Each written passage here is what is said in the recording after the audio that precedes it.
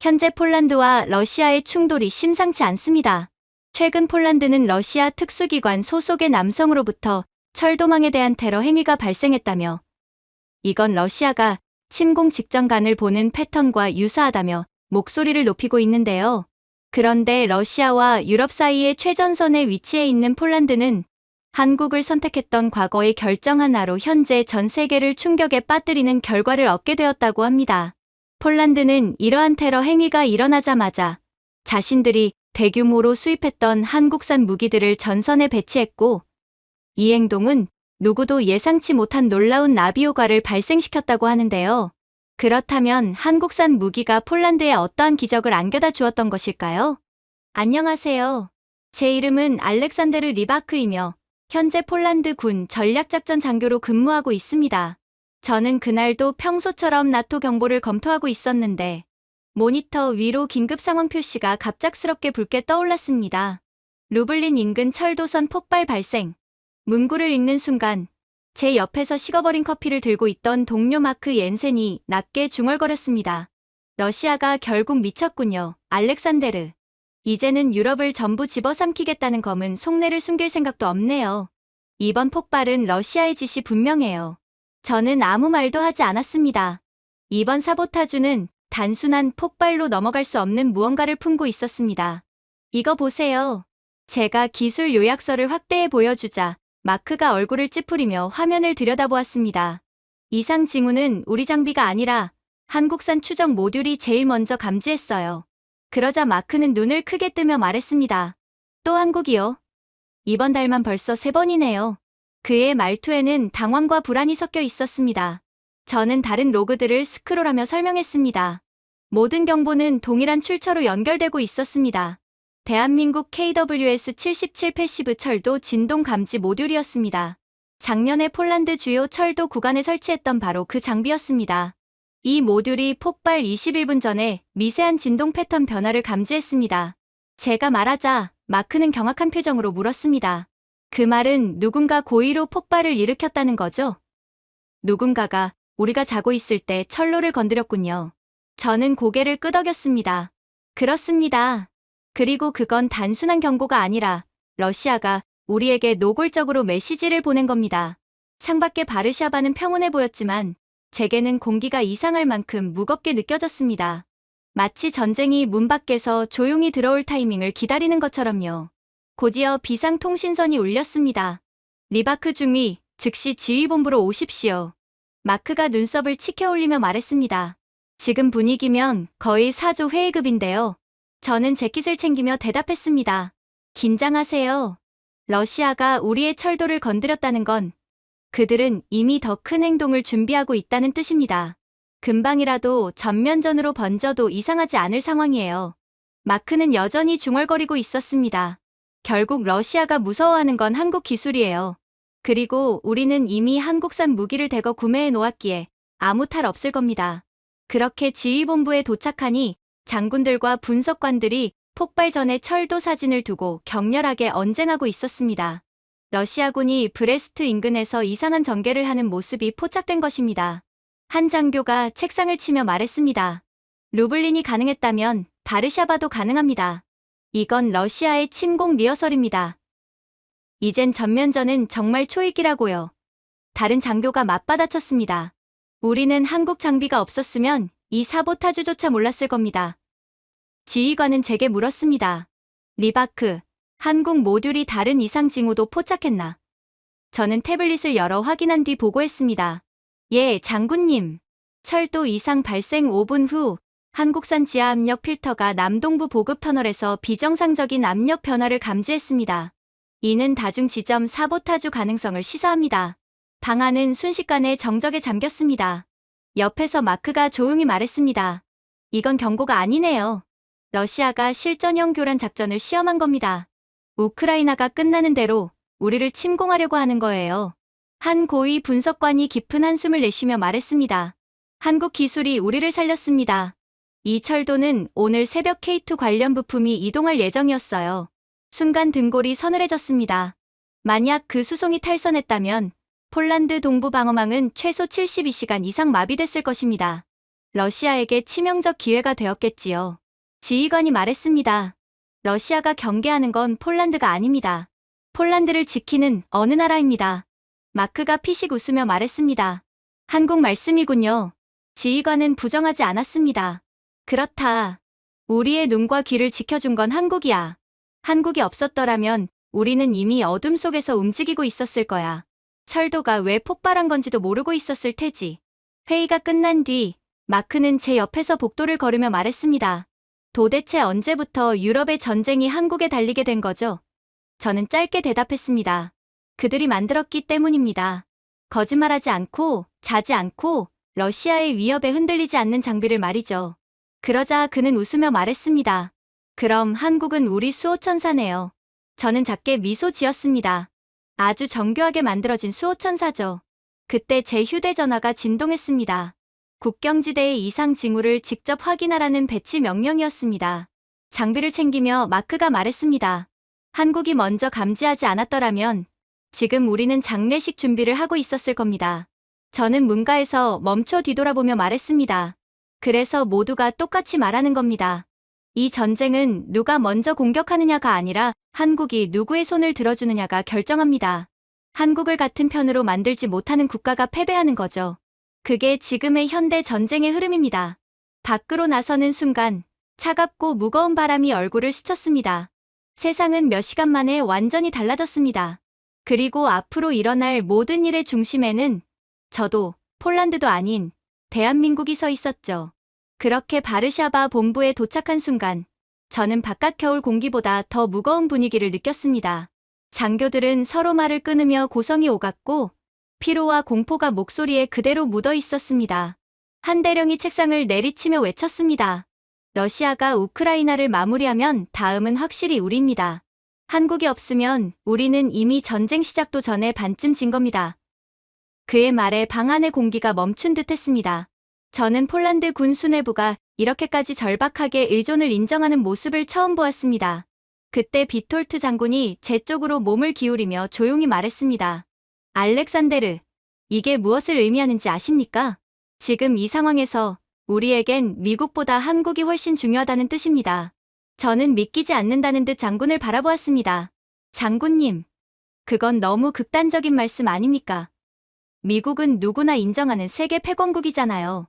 그러나 장군은 고개를 저었습니다. 극단적이든 아니든 지금 유럽이 입 밖으로 내기 두려워하는 진실입니다. 그때 러시아 내부 교신이 화면에 다시 떴습니다. 뒤따라 들어온 마크 옌센이 화면을 들여다보며 중얼거렸습니다. 러시아군이 완전히 겁먹었네요. K2를 유령 전차라고 부르는데요. 그들의 기술로는 K2의 속도를 추적조차 못한다는 뜻입니다. 반면 러시아 국영방송에서는 폴란드를 조롱하는 앵커의 목소리가 흘러나왔습니다. 한국산 장난감으로 전쟁을 막겠다고요? 장군은 비웃듯 말했습니다. 정말 한국산 전차가 장난감이라고 생각했다면 러시아가 저렇게 전선을 회피하진 않겠죠. 이미 우리 인프라에 대한 테러까지 서슴지 않는 게 러시아인데 말이에요. 지도에는 러시아의 이상한 전력 재배치가 확실히 나타나고 있었습니다. K2 배치가 예상되는 라인을 의도적으로 피하는 움직임이었죠. 그들은 속으로는 K2 전차와 직접적으로 맞붙는다면 승산이 없다는 것을 완벽하게 인정하고 있던 것입니다. 그때 마크가 제게 보고서를 건네며 말했습니다. 알렉산데르, 수치를 보세요. 저는 문서를 펼치고 잠시 말을 잃었습니다. 미국, 중무기 평균 인도 기간 26에서 48개월. 대한민국, 평균 인도 기간 8에서 14개월. 마크가 낮은 목소리로 말했습니다. 8개월입니다. 우리는 미국 장비를 머리가 하얗게 새도록 기다리는데 한국은 8개월 만에 전력을 만들어줍니다. 이제 미국은 이 속도를 절대 따라가지 못해요. 저는 침을 삼켰습니다. 미국은 방산업체 구조가 낡았습니다. 한국은 이미 모듈형 공장을 전국적으로 돌리고 있죠. 이게 바로 압도적인 속도의 격차의 이유가 아닐까 싶네요. 마크가 고개를 끄덕였습니다. 맞아요. 미국은 걸작을 만들죠. 하지만 한국은 일정에 맞는 기적을 만들어요. 그 순간 비톨트 장군이 목소리를 높였습니다. 미국은 약속을 줍니다. 그러나 한국은 결과를 줍니다. 영국 장교가 반문했습니다. 그럼 지금 유럽 방위의 가장 중요한 국가는 한국이라는 말씀이십니까? 장군은 단호하게 대답했습니다. 그렇습니다. 왜냐하면 그들은 약속이 아니라 납품을 하기 때문입니다. 우리 말을 듣고 우리 상황에 맞게 맞춰주기 때문입니다. 그리고 장군은 지도를 가리키며 말했습니다. 그리고 러시아가 두려워하는 건 미국이 아닙니다. 바로 서울입니다. 저는 나지막하게 말했습니다. 그럼 미국의 압도적인 군수력은 어떻게 설명해야 할까요? 장군은 깊은 한숨을 내쉬었습니다. 재고가 아무리 많아도 우리가 필요할 때 제 시간에 도착하지 않으면 전쟁에서는 쓸모가 없습니다. 그런데 미국은 납기일 지연을 밥 먹듯이 하죠. 그러나 한국의 장비는 이미 여기 있습니다. 한국 기술자들도 여기 있습니다. 그리고 한국 공장들은 우리를 위해 생산량을 늘릴 준비가 되어 있습니다. 그럴 능력도 있고 말이에요. 장군의 손끝이 떨릴 정도로 진지했습니다. 프랑스 연락장교가 끼어들었습니다. 우리는 미국의 장갑차 업그레이드를 요청했습니다. 그런데 예상 인도 시기가 2031년이었죠. 방 안전체에서 탄식이 나왔습니다. 그녀는 곧장 덧붙였습니다. 한국은 비슷한 급의 장비를 제안해 왔습니다. 인도 기간 17개월. 마크가 낮게 외쳤습니다. 17개월 대 6년. 이건 경쟁이 아니죠. 이건 진화입니다. 러시아도 이 사실을 정확히 알고 있었습니다. 새로운 도청 내용에는 K2뿐 아니라 한국 포병까지 두려워하며 회피하는 대화가 담겨 있었습니다. 한 문장은 특히 깊게 박혔습니다. 폴란드가 한국 포병을 충분히 확보하면 그 국경은 절대 뚫리지 않는다. 그 전에 박살내던지 한국을 우리 편으로 끌어들이던지 선택지는 둘 중 하나다. 그 순간 저는 깨달았습니다. 전쟁의 승자는 가장 큰 군대를 가진 나라가 아니군요. 모두가 제 쪽을 보았습니다. 제가 조용히 말했습니다. 전쟁의 승자는 한국의 무기와 지원을 더 많이 확보한 나라입니다. 이게 현대전의 교리가 되었어요. 마크가 숨을 들이쉬었습니다. 맞아요, 알렉산데르. 이번엔 워싱턴이 아니라 서울이 중심입니다. 비톨트 장군도 고개를 끄덕였습니다. 미국의 영향력은 우리에게 안정이었습니다. 하지만 한국의 역량은 생존입니다. 마크가 속삭였습니다. 보세요. 독일, 프랑스, 노르웨이, 루마니아 모두 한국 생산 라인을 확보하려고 애쓰고 있어요. 영국조차 한국 미사일을 예약하려고 합니다. 저는 웃음 반, 허탈한 반으로 말했습니다. 마치 전교 1등의 숙제를 얻기 위해 다투는 학생들 같군요. 마크가 말했습니다. 하지만 이 숙제는 누가 살아남느냐를 결정합니다. 목숨이 걸린 중요한 문제고 한국은 그러한 목숨을 통제하고 있는 거죠. 회의가 끝난 후 저는 창가에 서서 바르샤바의 저녁 불빛을 바라보았습니다. 예전 같았으면 우리는 미국의 증원, 미국 항공기, 미국의 지휘 체계를 당연하게 기대했을 것입니다. 그러나 지금은 모든 흐름이 바뀌었습니다. 유럽은 이제 현실을 인정해야 했습니다. 한국은 대체제가 아니라, 한국은 보조 국가가 아니라, 한국은 우리가 살아남기 위해 반드시 붙들어야 하는 중심축이었습니다. 마크가 제게 다가와 조용히 말했습니다. 이상한 세상 아닙니까? 10년 전만 해도 아무도 한국이 뭘 파는지 신경도 안 썼는데 지금은 한국 무기를 더 많이 확보하는 쪽이 이기는 세상이 됐네요. 저는 천천히 고개를 끄덕였습니다. 그들의 무기는 단순한 장비가 아닙니다. 속도, 성실함, 약속을 지키는 나라의 철학입니다. 폴란드가 추구해야 할 미래죠. 그리고 저는 조용히 결론을 내렸습니다. 아무튼 우리가 믿어야 할 나라는 지금은 한국입니다. 한국이 아니면 우린 다 죽습니다. 우크라이나가 되는 거죠. 그렇게 수발키 갭으로 향하는 길은 이상하리만큼 고요했습니다. 숲 전체가 숨을 죽이고 저희를 지켜보는 듯한 분위기였습니다. 저희 차량은 러시아 위성을 피하기 위해 전조등도 켜지 않은 채 희미하게 빛나는 적외선 표식만을 의지해 천천히 이동했습니다. 저는 운전자에게 조용히 말했습니다. 무전은 최소한으로 하세요. 러시아 위성이 9분마다 지나갑니다. 그들의 위성 기술은 전 세계 최고 수준인 것 알고 계시죠? 모두가 그 사실을 잘 알고 있었기에 말수도 적었습니다. 전개 지점에 도착하자 저는 그것들을 보았습니다. 달빛 아래 어둠처럼 미끄러지는 실루엣들. 바로 K2 전차들이었습니다. 수십 대의 K2가 거의 소리 없이 땅과 하나가 된 듯한 움직임으로 다가오고 있었습니다. 제 보조관인 안나 코발스카가 숨을 죽이며 말했습니다.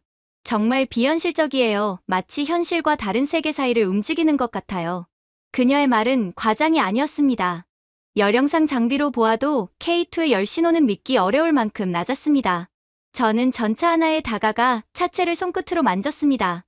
그 옆에는 젊은 폴란드 하사, 마렉 질린스키가 거의 경건한 표정으로 서 있었습니다. 중위님, 그가 낮게 말했습니다.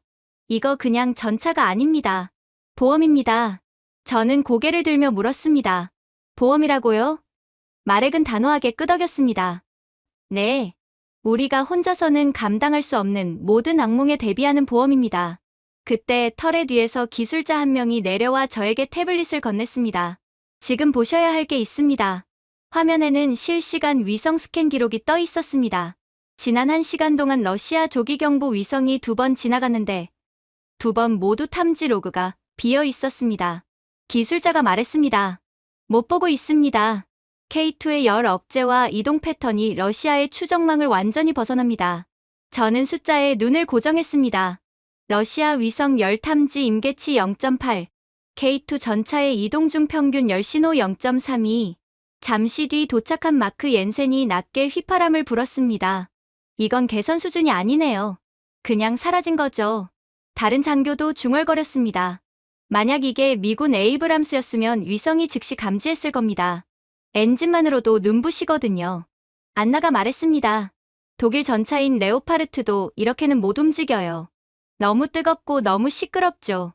그녀는 조롱하는 것이 아니라 객관적 사실을 담담히 말하고 있었습니다. 저희는 화면을 통해 K2의 움직임을 함께 지켜보았습니다. 야간 센서는 어둠을 완전히 투명하게 만드는 듯 선명했고 목표 식별 반응 속도 역시 압도적이었습니다. 저는 마렉에게 물었습니다. 완전한 어둠에서 얼마나 멀리까지 식별할 수 있습니까? 그는 자신만만하게 말했습니다. 최대 6km까지 식별합니다. 게다가 대기 왜곡 보정이 자동입니다. 솔직히 전차가 스스로 싸워주는 것 같습니다. 우리가 할 것이 별로 없어요. 그의 말에서 K2에 대한 존경과 감사가 가득 묻어났습니다. 그때 한 통신병이 뛰어와 외쳤습니다. 러시아 교신 도청했습니다. 제가 파일을 읽는 동안 모든 장교가 숨을 멈췄습니다. 정체불명의 기동 장비 발견. 나토의 스텔스 차량 가능성. 열 신호가 어느 전차와도 일치하지 않음. 확인 전 교전 회피. 안나는 헛웃음을 터뜨렸습니다. 스텔스 차량이라니 완전히 겁먹었네요. 마렉이 말했습니다. 이 정도면 그럴 만하죠. 이런 전차는 지금까지 존재한 적이 없으니까요. 그야말로 압도적인 기술력으로 설계되었습니다. 모든 K2가 은밀한 위치로 전개되었을 때 저는 대대장과 통신을 연결했습니다. 전개 완료! 위성 감지 연건입니다. 대대장은 떨리는 목소리로 말했습니다. 우리 구형 전차였으면 지금쯤 러시아가 전부 보고 있었겠죠. 작전 시작도 못했을 겁니다. 그 말이 가슴 깊이 파고들었습니다. K2는 단지 성능이 뛰어난 전차가 아니라 전장의 판도를 뒤집는 존재였습니다. 만약 한국이 이 전차를 폴란드에 보내주지 않았다면 우리는 이 작전을 시작조차 하기 전에 러시아에게 노출되었을 것입니다. 마크가 제 곁에서 말했습니다. 알렉산데르, 생각해보세요. K2는 야지에서 시속 65km 이상으로 달리면서도 시야가 또렷합니다. 러시아 전차는 야지에서 20km도 힘들죠. 야간 장비는 거의 못 쓴다고 봐야 하고요. 그는 씁쓸하게 웃으며 덧붙였습니다. 러시아에게 밤은 적입니다. 그러나 한국에게 밤은 무기죠. 어떻게 전통적인 방산 강국인 러시아조차 한국의 기술력에는 완패 수준으로 처참한 모습을 보일 수가 있는 걸까요? 한국 기술력은 대체 어느 틈에 이렇듯 압도적인 수준으로 올라선 걸까요? 잠시 뒤 한 중위가 뛰어오며 밝은 얼굴로 말했습니다. 대원들이 전차에 이름을 붙이기 시작했습니다. 펠리르, 미라주, 화랑, 심지어 제주바람도 있습니다. 그는 감정을 숨기지 못한 채 말했습니다. 전쟁 시작 이후로 이렇게 고무된 표정은 처음 봅니다. 러시아를 상대로로 완전히 자신감에 차 있어요. 한국산 무기를 믿기 때문이겠죠. 저는 다시 K2 전차들을 바라보았습니다. 엔진은 낮게 울리고 실루엣은 땅에 녹아들듯 조용했습니다. 그리고 저는 깨달았습니다.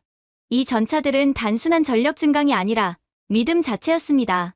한국이 보낸 것은 무기만이 아니라 절망 속에서 다시 전진할 용기였습니다. 안나가 제 옆에서 조용히 말했습니다. 유럽이 한국에게 매달릴 수밖에 없는 이유를 이제 이해하셨나요? 한국은 무기만 만드는 게 아니라 절대로 버려지지 않을 것이란 확신을 줍니다. 그녀의 말은 제 가슴 깊이 박혔습니다. K2 전차는 달빛 아래에서 숨을 쉬는 듯 고요하게 서 있었고, 러시아의 위성은 여전히 그 존재조차 감지하지 못했습니다. 그 순간 저는 느꼈습니다. 오늘 밤, 폴란드는 한국이 준 희망 위에 서 있다는 것을요. 다음 날 지휘 벙커는 평소보다 훨씬 붐볐습니다. 모든 장교들이 한 화면 앞에 모여 있었고, 저 역시 야쿠프 노바크 장교 옆에서 발표를 기다리고 있었습니다. 그는 모든 논쟁을 끝낼 영상이라며 준비를 마쳤죠. 영상이 재생되자 두 개의 화면이 동시에 나타났습니다. 왼쪽은 한국의 K2 전차, 오른쪽은 러시아의 T-70이었습니다. 잘 보십시오. 야쿠프가 조명을 낮추며 말했습니다. K2는 영상이 시작되자마자 5.8km 박표적을 즉시 식별했습니다. 반면 T-72의 화면은 온통 흐릿한 어둠일 뿐이었습니다. 마크가 화면을 찡그려보며 말했습니다. 저게 눈입니까? 야쿠프는 고개를 저었습니다. 아닙니다. 저게 러시아 포수의 전체 시야입니다. K2가 목표를 포착하고 사격 해법을 계산하는데 걸린 시간은 몇 초도 되지 않았습니다. 그리고 모든 게 자동화되어 있었죠. 그러나 러시아 전차는 그때까지도 아무것도 보지 못했습니다. 한 젊은 장교가 숨을 삼키며 말했습니다. 저렇게나 적군의 전차가 안 보이면 싸움이 아니라 그냥 일방적으로 맞는 거 아닌가요? 한국 K2 전차 한 대와 러시아 탱크 100대가 붙어도 한국 전차가 압승일 것 같은데요? 사거리가 이렇게나 차이가 나서야. 야쿠프는 영상을 멈추고 우리를 돌아보며 말했습니다. 여러분, 이건 비교가 아닙니다. 거의 부고 수준입니다. 방 안에서 웃음이 터졌지만 웃음 뒤에는 불안감이 엿보였습니다. 야쿠프는 설명을 이어갔습니다. T-72의 열신호 민감도는 K2의 기본 성능보다 40% 이상 떨어집니다. 게다가 K2의 AI 보정 주기는 0.02초, 러시아의 보정 주기는 1초 이상입니다. 그것도 제대로 작동할 때만요. 마크가 손을 들며 물었습니다. 터렛 내구성은요? 야쿠프는 다른 슬라이드를 띄웠습니다. 러시아 전차의 유명한 자동장전장 구조가 보였습니다. 바로 이 구조가 러시아 터렛이 날아가는 이유입니다. 어느 장교가 농담하듯 말했습니다. 러시아의 진짜 우주개발 프로그램이었군요. 방 안에 또다시 웃음이 퍼졌지만 그 속에 숨은 진실을 모두 이해하고 있었습니다. 제가 조용히 물었습니다. K2는 이런 위험이 없습니까? 야쿠프는 확신 있게 고개를 끄덕였습니다. 전혀 없습니다. 한국은 포갑 분산 시스템을 독자적으로 개발했습니다. 승무원에게 전달되는 충격을 74% 이상 줄입니다. 이건 미국도 없는 기술이에요. 그 말에 방안은 일순정적에 잠겼습니다. 마크가 평소에 장난기 없는 목소리로 말했습니다. 그러니까 한국은 단순히 앞선 정도가 아니라 그냥 독주하고 있는 거군요. 그 말은 단순한 칭찬이 아니라 현실의 확인이었습니다.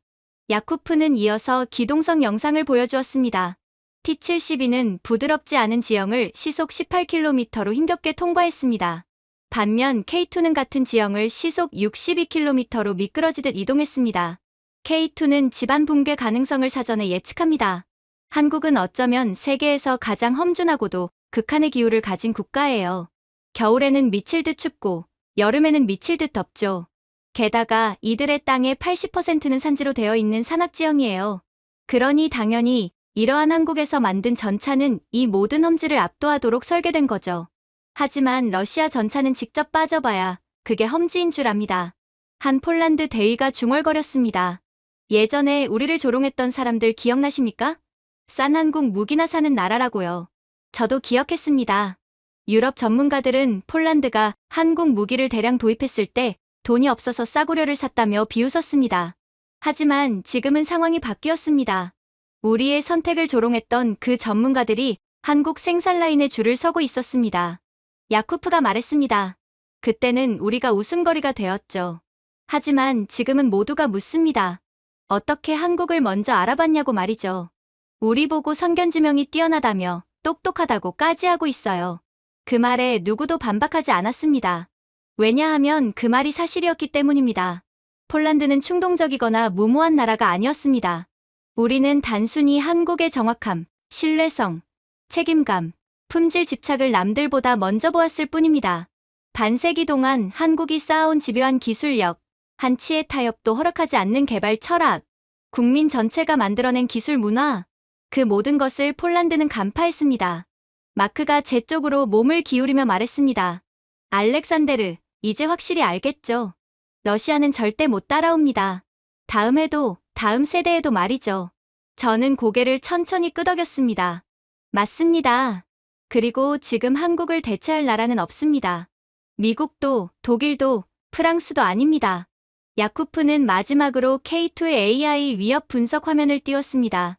그 시스템은 표적, 지형, 이동 각도, 공격 가능성을 인간보다 훨씬 빠르게 계산했습니다. 그리고 그는 말했습니다. 전차는 교체할 수 있습니다. 하지만 이 전차 안에 들어있는 두뇌는 교체할 수 없습니다. 조명이 다시 켜졌을 때 벙커의 분위기는 완전히 달라져 있었습니다. 더 이상 단순한 감탄이 아니었습니다. 그보다 깊고 본질적인 것. 우리는 이제 한국을 필요로 하는 단계에 도달했다는 자각이었습니다. 그 순간 저는 깨달았습니다.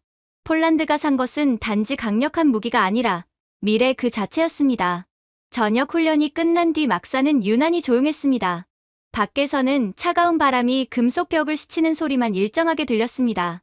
안에서는 작은 스탠드 조명이 테이블 위에 따뜻한 원을 만들고 있었고 그 중심에 저와 야쿠프 노바크 그리고 몇 명의 젊은 병사들이 둘러앉아 있었죠. 그때 뜻밖의 질문이 나왔습니다. 중위님, 야쿠프가 목소리를 낮추며 말했습니다. 도대체 한국은 어떻게 이렇게 빨리 성장한 겁니까?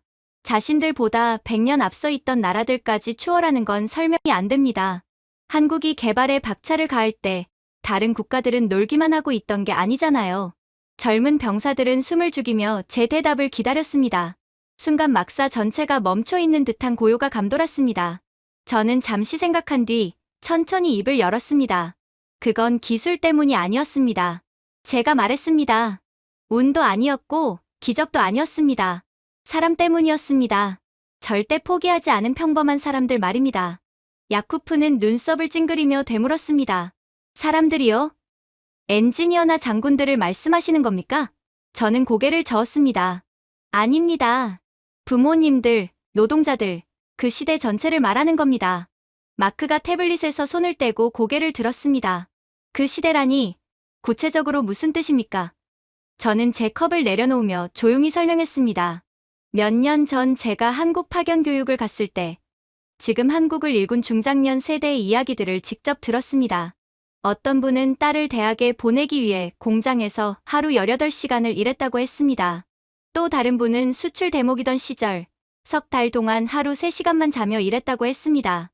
한 병사가 믿기지 않는다는 듯 속삭였습니다. 그건 거의 사람이 할 수 없는 수준 아닙니까? 한국에서는 그게 흔한 일이었습니다. 제가 대답했습니다.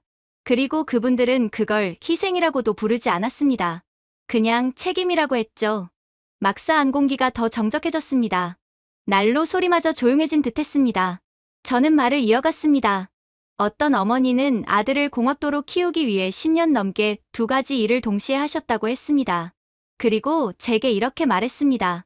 내 아이가 올라가면 나라가 같이 올라갑니다. 그 아들은 결국 한국 차세대 엔진 개발팀에 들어갔다고 합니다.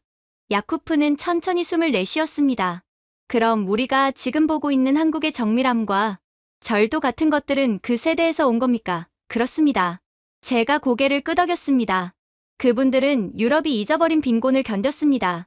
연탄으로 난방하던 집에서 자랐고 학교까지 몇 시간씩 걸어 다녔습니다. 그런데도 누구도 원망하지 않았습니다. 오히려 해야 하는 일을 하는 거라며 묵묵히 해냈습니다. 젊은 병사 토마스가 한숨을 내쉬며 말했습니다. 저희는 어쩌다 토요일에 일을 하게 되거나 야간 근무를 조금이라도 하게 되어도 불평합니다. 그런데 한국인들은 계절이 바뀌어도 쉬지 않았군요. 그렇습니다. 제가 말했습니다. 한국은 실험실에서 성공을 시작하지 않았습니다. 가족이 모인 작은 방에서 서로 더 나은 미래를 약속하는 데서 시작했죠. 공장에서 손이 갈라질 때까지 기계를 돌리며 아이들이 자신들처럼 고생하지 않게 하겠다는 마음으로 나라를 일궜습니다. 마크가 앞으로 몸을 기울이며 진지하게 물었습니다. 그렇다면 우리가 지금 의존하고 있는 한국산 무기와 기술들도 결국 그 기반 위에서 나온 겁니까? 맞습니다. 저는 확신에 찬 목소리로 대답했습니다. 한국 사람들은 단순히 전차와 장비를 만드는 게 아닙니다. 자기 아이들에게 절대 무너지지 않을 미래를 만들어주는 마음으로 기술을 만듭니다. 잠시 누구도 말하지 않았습니다. 막사 안에 아주 조용한 경외감이 떠올랐습니다. 그때 야쿠프가 낮게 거의 혼잣말처럼 말했습니다. 우리는 그 단결을 잃었죠. 오래전에 여러 병사들이 고개를 떨구었습니다. 누구도 반박하지 않았습니다. 저는 테이블에 손을 올리고 조용히 말했습니다. 여러분은 잃지 않았습니다. 단지 기억이 흐릿해졌을 뿐입니다. 한국은 강해서 성장한 게 아닙니다. 중요한 것을 잊지 않았기 때문에 성장했습니다. 가족, 책임, 성실, 충성. 말이 아니라 행동으로요. 한 병사가 눈을 훔치며 말했습니다. 중위님, 저희도 그렇게 변할 수 있을까요? 저는 미소 지었습니다. 이미 변하고 있습니다. 여러분은 한국 장비뿐 아니라 그 장비를 만든 가치도 배우고 있습니다. 제가 만난 한국 교관들도 그랬습니다. 겸손하고 인내심 있고 항상 타국 병사들의 안전을 자기 일처럼 챙겼습니다. 그건 사업이 아니라 문화였습니다. 한국의 기술력을 전적으로 수입하고 있는 우리는 그러한 한국인들의 정신도 그대로 이어받을 수 있을 거예요. 야쿠프는 깊은 생각에 잠긴 얼굴로 고개를 끄덕였습니다. 한국은 단순한 공급국이 아니라 우리에게는 멘토였군요. 정확해요. 저는 조용히 대답했습니다.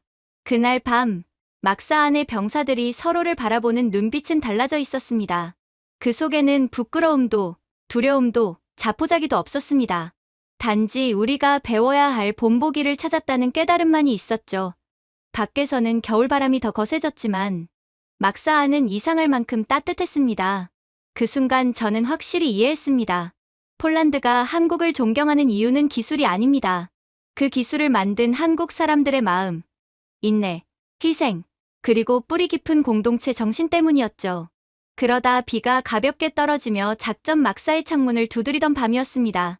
저는 상황 보고서를 정리하고 있었는데 마크가 문을 열고 들어와 어딘가 궁금한 듯한 표정을 짓더군요. 알렉산데르, 그가 말했습니다. 병사들이 당신이 한국의 옛 전쟁사를 너무 잘 아는 것 같다고 하더군요. 특히 한국전쟁 말입니다. 혹시 따로 공부라도 하셨습니까? 저는 천천히 고개를 끄덕였습니다. 네, 제 증조 할아버지가 유엔 지원군과 함께 복무했습니다. 직접 한국에 다녀온 건 아니었지만 한국전쟁 참전 군인들과 함께 근무했죠. 한국이 잿더미에서 나라를 다시 세워가는 이야기를 제게 들려준 것도 그분들이었습니다. 저는 그 이야기로 전쟁을 처음 배웠습니다. 군인이 된 것도 다 그분들의 영향 덕분이죠. 잠시 후 야쿠프까지 방에 들어왔습니다. 그의 얼굴에도 호기심이 가득했습니다. 그럼 한국의 전쟁 얘기를 정말 제대로 알고 계신 겁니까? 그들의 전투, 그들의 작전 그런 것들요? 저는 의자에 등을 기대며 오래도록 잊지 못한 이야기들을 떠올렸습니다. 많은 사람들은 지금의 성공한 한국만 보고 있습니다. 하지만 제가 배운 한국은 절대로 부서지지 않는 나라였습니다. 불가능해 보이는 상황에서도 끝까지 버티는 민족이었습니다. 전쟁 중에 보여준 그들의 모습만 봐도 그들에 대해 잘 알 수 있죠. 병사들이 조용히 제 주변으로 모였습니다. 1950년 전쟁이 터졌을 때 한국군은 숫자도 장비도 물자도 부족했습니다. 제가 말을 이어갔습니다. 그런데도 제 증조 할아버지가 만난 참전 용사들은 입을 모아 말했습니다. 한국군은 죽음을 두려워하지 않는 군대였다. 심지어 민간인이나 자신의 동료들을 남겨두고 후퇴하는 일만큼은 절대 하지 않았던 유일한 군대였다. 토마스가 믿기지 않는다는 듯 묻습니다. 정말 그렇게까지 했다고요? 그렇습니다. 제가 고개를 끄덕였습니다. 낙동강 전선에서 한 한국군 소대는 며칠 동안 거의 탄약도 없이 참호를 지켰습니다. 뒤에 야전병원이 있었기 때문입니다. 후퇴하면 부상자를 버리는 것이었고 그들은 그걸 받아들일 수 없었던 거였죠. 미국 지휘관들은 나중에 그걸 규정을 뛰어넘는 정신력이라고 기록했어요. 방 안이 조용해졌습니다. 장난기가 많던 마크조차도 엄숙한 눈빛이었습니다. 그리고 저는 말을 이었습니다. 한미연합작전은 거의 기적과도 같은 상황에서 이루어졌습니다. 얼어붙은 강, 무너지는 도시, 산 전체가 얼음벽처럼 변한 혹한 속에서도 한국군 정찰병들은 누구보다 먼저 움직였습니다. 불가능해 보이는 지형도 건넜습니다. 심지어 부상당한 미군을 목숨을 걸고 몇 킬로미터씩 업어 옮긴 사례가 수도 없이 많았습니다. 이것도 전 세계에서 유일하게 한국인들만 시도했던 대기록이죠. 야쿠프가 낮게 속삭였습니다. 이미 그때부터 대단한 사람들이었군요. 맞습니다. 제가 대답했습니다. 한국의 규율은 책에서 나온 게 아니었습니다. 나라를 잃지 않겠다는 약속, 다시는 무너지지 않겠다는 진심에서 나온 것이었습니다. 마크가 물었습니다. 그럼 지금의 한국과 그때의 한국이 어떤 관계가 있는 겁니까? 저는 미소를 지었습니다. 지금 우리가 보는 한국은 전쟁에서 살아남은 세대가 만든 나라입니다. 그들은 잿더미 속에서도 다시 일어섰고 아무것도 없는 곳에서 산업을 세웠고 세계가 무시하던 시절에도 이를 악물고 앞만 보고 나아갔습니다. 그런 나라가 실패할 수 있을까요? 그리고 그런 나라가 다시 나라를 빼앗기거나 이런 일을 다시 겪게 될 리가 있을까요? 절대 없다고 봅니다. 미국은 분명 세계 최강의 나라죠. 하지만 미국은 한국과 같은 경험을 해본 적이 없고 그러니 당연히 이런 처참한 상황을 극복한 적도 없습니다. 그러니 한국은 실전에서만큼은 어쩌면 미국보다 더 강력할 수도 있다는 것이죠. 그 순간 한 젊은 병사가 조심스럽게 물었습니다. 그래서 중위님은 계속 한국이 꼭 우리 편이어야 한다고 말씀하시는 겁니까? 그렇습니다. 제가 단호하게 말했습니다. 한국은 전쟁에서 함께 서면 절대 무너지지 않는 나라였고 절대로 동료를 뒤에 남겨두는 사람들이 아니었죠. 그 결과 전쟁이 끝난 뒤에는 세계를 추월할 정도로 부흥하는 나라가 되었습니다. 이렇게 싸우고 이렇게 다시 일어서는 국가는 반드시 곁에 두어야 합니다. 야쿠프는 두 팔을 접고 생각에 잠겼습니다. 말씀을 듣고 보니 한국의 경험이야말로 어떤 무기보다도 중요한 것이군요. 그런 정신력과 책임감은 아무도 갖고 있지 않거든요. 정확합니다. 제가 말했습니다. 한국의 힘은 장비나 숫자에서 나온 것이 아닙니다. 나라는 무너져도 마음만큼은 절대 무너지지 않은 사람들에게서 나온 것입니다. 그런 나라와 함께 서는 건 단순한 전략이 아닙니다. 올바른 선택이자 영광이죠. 마크가 조용히 말했습니다. 그러니까 러시아가 한국의 영향력을 두려워하는 것도 놀랍지 않네요. 야쿠프도 고개를 끄덕였습니다. 그리고 우리가 한국을 선택한 이유도 이해가 되는군요. 저는 막사 안을 천천히 둘러보았습니다. 지친 눈, 긴장된 어깨. 하지만 그 안에서 다시 피어오르는 이상한 결의. 그것은 제가 방금 들려준 이야기 때문이 아니라 한국이 보여준 살아남는 방식 때문이었습니다. 막사 밖에서는 비가 더 세차게 내리고 있었지만 방 안에는 묘하게 따뜻한 기운이 퍼졌습니다. 그 순간 저는 병사들이 깨달았다는 것을 느꼈습니다. 한국은 단순한 동맹이 아니라 불 속에서 단련된 방패였습니다. 그리고 그런 방패는 무너지는 세상에서 가장 먼저 찾게 되는 존재였죠. 그렇게 아침이 밝아왔어요. 작전은 성공적으로 마무리되었고 저는 바르샤바의 브리핑실로 들어가게 됩니다. 분석가들은 숫자를 들고 이리저리 뛰어다니며 믿기 어려운 통계들을 속삭이고 있더군요. 그리고 안나 코발스카 중위가 다급하게 손짓했습니다. 알렉산데르 중위님, 이거 반드시 보셔야 합니다. 지금 유럽이 충격에 빠졌습니다. 저는 그녀 옆에 앉았고 독일 출신 방산 컨설턴트가 발표를 시작했습니다. 문제는 단순합니다. 그가 모니터를 가리키며 말했습니다. 우리는 한국의 생산 속도를 따라갈 수 없습니다. 전혀요. 더 최악인 건 앞으로도 마찬가지라는 것입니다. 마크가 팔짱을 끼며 물었습니다. 그 따라갈 수 없다는 게 어느 정도입니까? 컨설턴트는 깊은 한숨을 쉬었습니다. 독일은 작년에 전투 차량 50대를 생산했습니다. 한국은 거의 800대를 만들었습니다. 게다가 더 늘릴 계획입니다. 그는 화면을 다시 넘겼습니다. 우리의 병목은 노동력입니다. 그러나 한국의 강점은 자동화입니다. 말 그대로 차원이 다릅니다.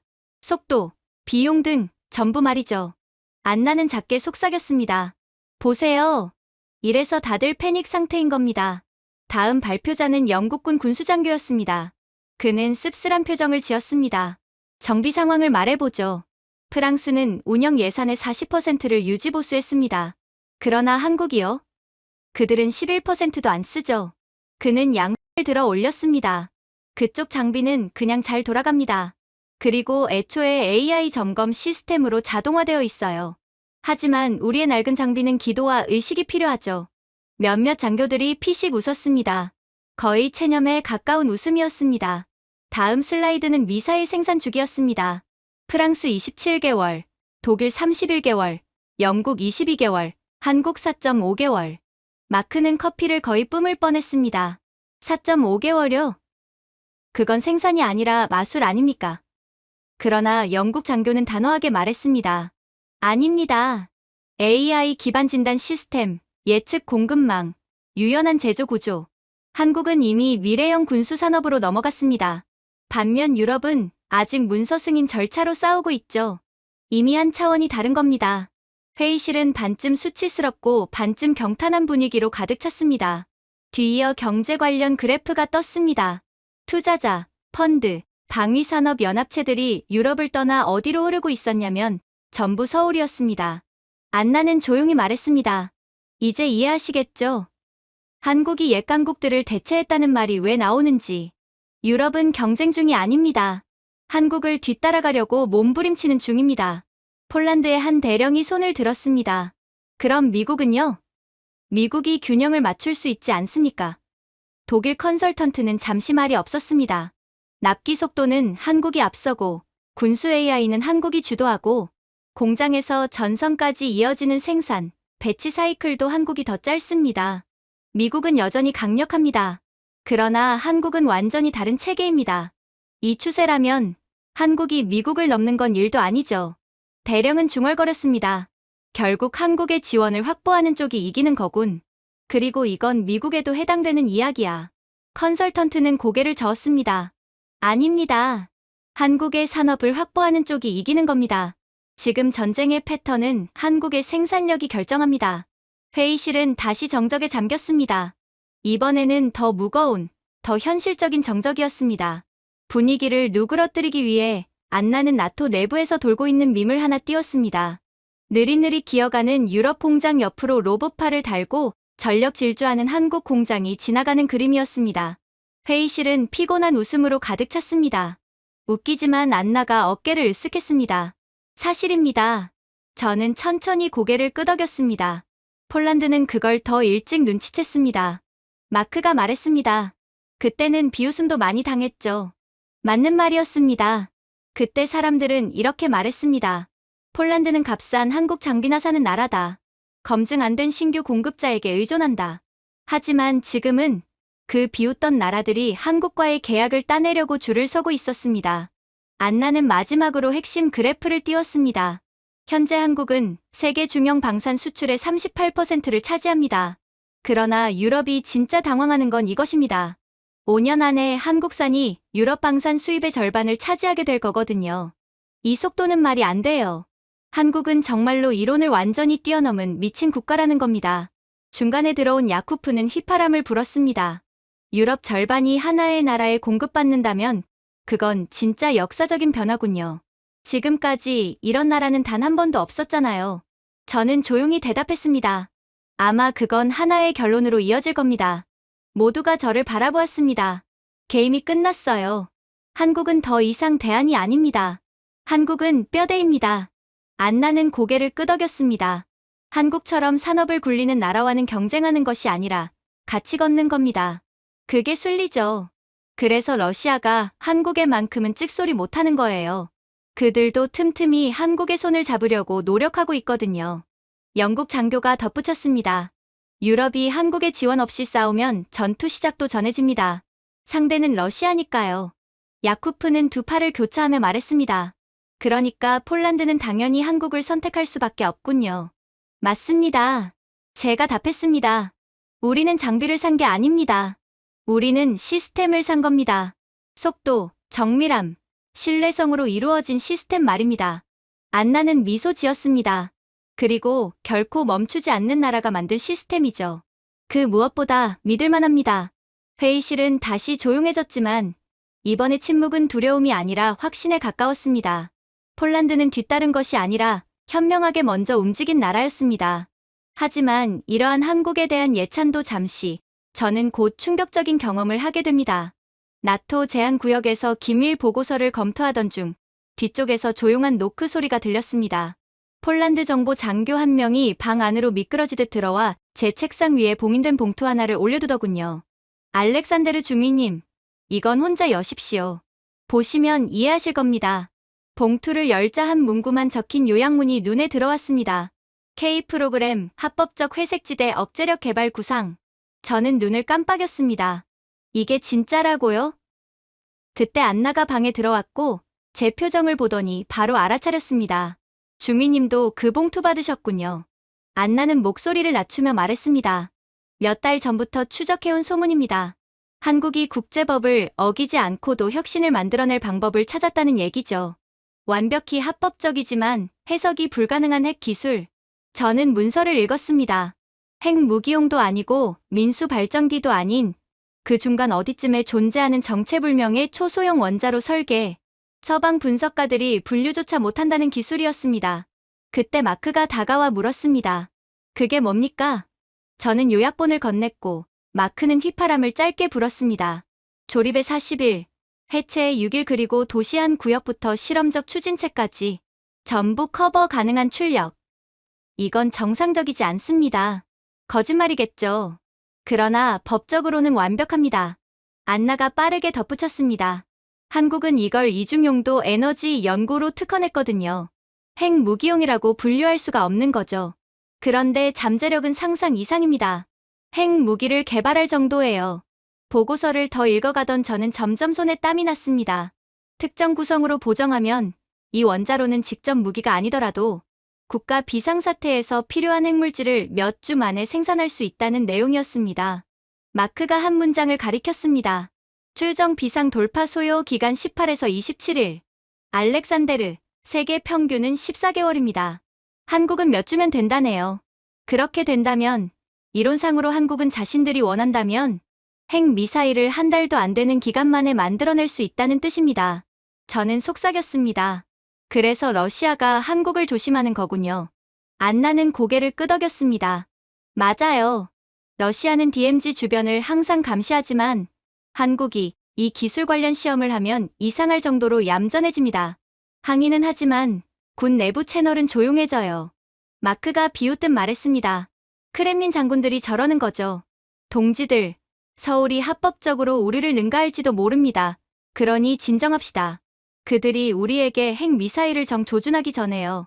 뭐 이런 모양새겠죠. 우리는 웃었지만 금방 분위기는 무거워졌습니다. 안나는 책상에 몸을 기대며 말했습니다. 중위님, 7번 항목 보세요. 그 항목에는 한국이 전쟁 시나리오에서 단 한 번도 조약을 위반하지 않은 상태로 40일 이내에 핵 전략 억제력을 갖출 수 있다는 이론적 심의선이 적혀 있었습니다. 40일. 비핵화 조약을 어기지 않고도 사실상 세계 최단기 핵 억제력 확보 가능. 저는 숨을 길게 내쉬었습니다. 러시아가 말 조심하는 이유가 있었군요. 마크는 팔짱을 끼며 말했습니다. 미국도 90일 안에는 못합니다. 유럽은요? 유럽은 그 90일 동안 원자로 관련 위원회 검토, 소위원회 구성 절차 승인 회의 일정 조율 정도나 하겠죠? 도대체 한국은 정체가 뭘까요? 왜 알면 알수록 무서워지는 거죠? 안나는 작은 웃음을 터뜨렸지만 금세 진지해졌습니다. 그래서 이걸 한국의 역설이라고 부릅니다. 핵무기를 가지지 않았는데 원하면 누구보다 빨리 가질 수 있는 나라. 어쩌면 한국은 미국 대신 패권국으로 올라설 강력한 힘을 갖고 있음에도 뭔가 꿍꿍이가 있어서 일부러 그러지 않고 있다는 생각까지 드네요. 도대체 이 나라의 속을 알 수가 있어야죠. 저는 그 말이 의미하는 것을 곱씹었습니다. 한국은 무기를 만들 필요가 없었습니다. 가능성만으로 주변 강국의 행동을 바꿔놓을 수 있었으니까요. 러시아는 조심했습니다. 중국은 애매한 태도를 보였죠. 심지어 미국조차 한반도 긴장 사안을 말할 때 목소리가 달라졌습니다. 저는 처음으로 깨달았습니다. 한국은 큰 소리를 낼 필요가 없는 나라라는 것을. 안나가 조용히 말했습니다. 폴란드는 이제 이걸 이해합니다. 한국은 조약이 측정하지 못하는 능력을 갖고 있어요. 세계에서 가장 특이한 국가죠. 속도, 정밀함, 그리고 절대 실수하지 않는 기술력. 한국이 마음만 먹으면 누구도 막지 못합니다. 하지만 도대체 무슨 이유에선지 그 힘을 절대로 드러내려고 하지 않아요. 그래서 한국은 그 선을 절대 넘지 않죠. 제가 말했습니다. 그 점이야말로 더 무섭습니다. 마크가 말했습니다. 그렇습니다. 그 정도로 강하면서도 절제할 줄 아는 나라라면 반드시 같은 편이어야 합니다. 아니, 반대쪽 편에 한국이 있다면 우리는 모두 죽습니다. 확실히요. 안나는 의미심장한 목소리로 덧붙였습니다. 그래서 러시아가 DMZ 근처에서만큼은 경거망동을 못하는 겁니다. 다른 곳에서는 무모하게 굴면서도 한국 앞에서는 조용하잖아요. 21세기에 우크라이나라는 유럽 국가를 전면 침공한 국가예요. 그 정도로 미친 국가인데 오직 한국에만큼은 깍듯하죠. 이러한 러시아 태도야 말로 한국의 진짜 힘을 증명합니다. 저는 봉투를 다시 바라보았습니다. 이름도 없고 선언도 없고 증거도 없는 프로젝트. 그러나 존재만으로도 강대국을 움직여버리는 힘. 이건 모든 걸 바꾸는군요. 제가 말했습니다. 그렇습니다. 안나가 답했습니다. 한국은 핵무기를 가진 나라가 아닙니다. 하지만 더 무서운 것을 가졌죠. 안나는 거의 경외에 가까운 시선으로 말했습니다. 능력, 그리고 그 능력을 절제하는 국가적 규율. 저는 처음으로 전쟁 속에서도 이상한 안도감을 느꼈습니다. 폴란드가 강해서가 아니라 우리가 진짜로 믿을 수 있는 편을 선택했기 때문이었습니다. 그리고 그 침묵 속에서 한국은 거인들의 행동을 바꾸고 있었죠. 그러나 이러한 감탄도 잠시 충격적인 긴급 상황이 터지고 말았어요. 새벽 햇빛이 지평선을 스치기도 전에 갑작스러운 경보음이 지휘소 전체를 뒤흔들었습니다. 저는 본능적으로 헤드셋을 집어들었고 이미 뭔가 잘못되었다는 느낌이 들었습니다. 폴란드 통신병이 방 안을 가르며 소리치더군요. 동부 보급로 타격 확인. 러시아 미사일이 7번 호송대를 때렸습니다. 그러자 다른 장교가 덧붙였습니다. 그런데 그 호송대에 한국산 핵심 부품이 실려 있었습니다. 순간 가슴이 철렁 내려앉았습니다. 탄약도 연료도 아니었습니다. 그보다 더 중요한 부품이었습니다. 안나가 숨을 몰아쉬며 뛰어들어왔습니다. 제발 안정화링은 아니라고 해주세요. 통신병이 고개를 끄덕였습니다. 맞습니다. 전 부대에서 동일 코드가 올라옵니다. 저는 안나를 바라봤습니다. 저 안정화링을 잃으면 전선이 약화되는 수준이 아니라 그냥 멈춥니다. 한국의 안정화링은 나토가 쓰는 어떤 부품과도 비교되지 않는 존재였습니다. 사람 상반신 정도 크기의 장치였지만 한국 연구소에서만 제작 가능한 합성 합금으로 이루어져 있었고 초미세 진동을 조절해 사격 체계의 정확도를 유지하는 핵심이었습니다. 그것이 없으면 전차의 명중률은 80% 이상 감소하고 장거리 사격에서는 조준점이 흐트러져 사실상 교전 자체가 불가능해졌습니다. 전방의 모든 첨단 장비는 이 조용한 부품 하나에 의존하고 있었어요. 마크가 책자를 탁 내려치며 말했습니다. 러시아는 그냥 무작위로 때린 게 아닙니다. 정확히 어디를 때려야 하는지 알고 있었습니다. 즉, 만약 이걸 되찾지 못한다면 러시아가 그대로 폴란드를 밀고 내려올 확률이 높다는 이야기예요. 억지력이 박살난 폴란드는 그대로 전면전에 휩쓸리고 맙니다. 안나는 굳은 표정으로 말했습니다. 일반 부품이었으면 몰라도 저건 지구상에서 한국만 만들 수 있어요. 유럽이 작년에 6번이나 시도했다가 전부 실패한 그 기술. 저는 입술을 깨물며 말했습니다. 러시아가 드디어 이해한 거죠. 폴란드를 진짜 움직이는 건 나토가 아니라 한국이라는 걸. 잠시 침묵이 흘렀습니다. 마크가 낮은 목소리로 말했습니다. 저 링을 못 받으면 최전방은 48시간도 못 버팁니다. 기온이 떨어지면 24시간입니다. 안나가 말했습니다. 그때 폴란드 장군이 들어오셨습니다. 목소리는 무겁고 단호했습니다. 긴급 공수작전이 필요합니다. 한국이 즉시 대응해주지 않으면 전선 전체가 무너집니다. 모두의 시선이 저에게 쏠렸습니다. 저는 고개를 끄덕였습니다. 지금 한국 측과 채널을 열겠습니다. 한국 지휘셀에 연락을 넣었습니다. 심각한 상황입니다. 7번 호송대가 전멸했습니다. 긴급 지원이 필요합니다. 그러자 한국 장교는 충격적인 반응을 보이더군요. 그는 흔들리지 않는 목소리로 답했거든요. 알겠습니다. 3시간 안에 출발 가능합니다. 비행 경로를 송부해 주십시오. 마크가 제게 몸을 기울이며 중얼거렸습니다. 3시간. 유럽은 회의 일정 잡는 데만 3시간이 걸리는데. 그런데 그들은 대체 우리를 왜 도와주는 거지? 우리를 도와준다고 한국에 이익이 가는 것도 없음에도 그냥 우리에게 무기를 판매했던 그 책임감을 끝까지 유지하는 건가? 정말 이해를 하려야 할 수가 없는 나라군. 무기만 팔고 수리나 유지보수는 나 몰라라 하는 다른 국가들과는 궤를 달리하는 국가야. 웃기엔 너무 긴박했지만 몇 명의 입가에 긴장된 미소가 스쳤습니다. 그때 또 다른 경보가 터졌습니다. 북부 항로에 러시아 정찰 드론 다수 상승 중. 안나가 이를 악물었습니다. 저건 한국 수송기를 겨냥한 겁니다. 경로를 기록하면 다음 타격은 더 크게 들어올 거예요. 그럼 예측 불가능한 루트를 만들어야 합니다. 제가 말했습니다. 장군도 동의했죠. 지상에 기만 호송대를 깔겠습니다. 러시아를 헛된 목표로 유도하죠. 마크는 지도 위를 가리키며 말했습니다. 한국 공수가 실패하면 한국산 무기만을 사용하는 우리 여단은 정밀 사격을 못합니다. 그냥 걸어다니는 표적이에요. 그 말의 무게는 방안 모두를 조용하게 만들었습니다. 한국 부품이 없다면 폴란드는 약화되는 것이 아니라 눈을 감는 것이나 다름없었습니다. 안나가 제게 조용히 말했습니다. 알렉산데르, 만약 러시아가 저 안정화 링 하나라도 노획하면 역설계할 겁니다. 그러면 우리가 가진 모든 우위가 무너져요. 그 다음엔 제가 물었습니다. 폴란드는 우크라이나의 뒤를 따르게 됩니다. 그 순간 위기의 현실이 뼛속까지 파고들었습니다. 이건 단순한 전투가 아니라 국가의 존망이 걸린 싸움이었습니다.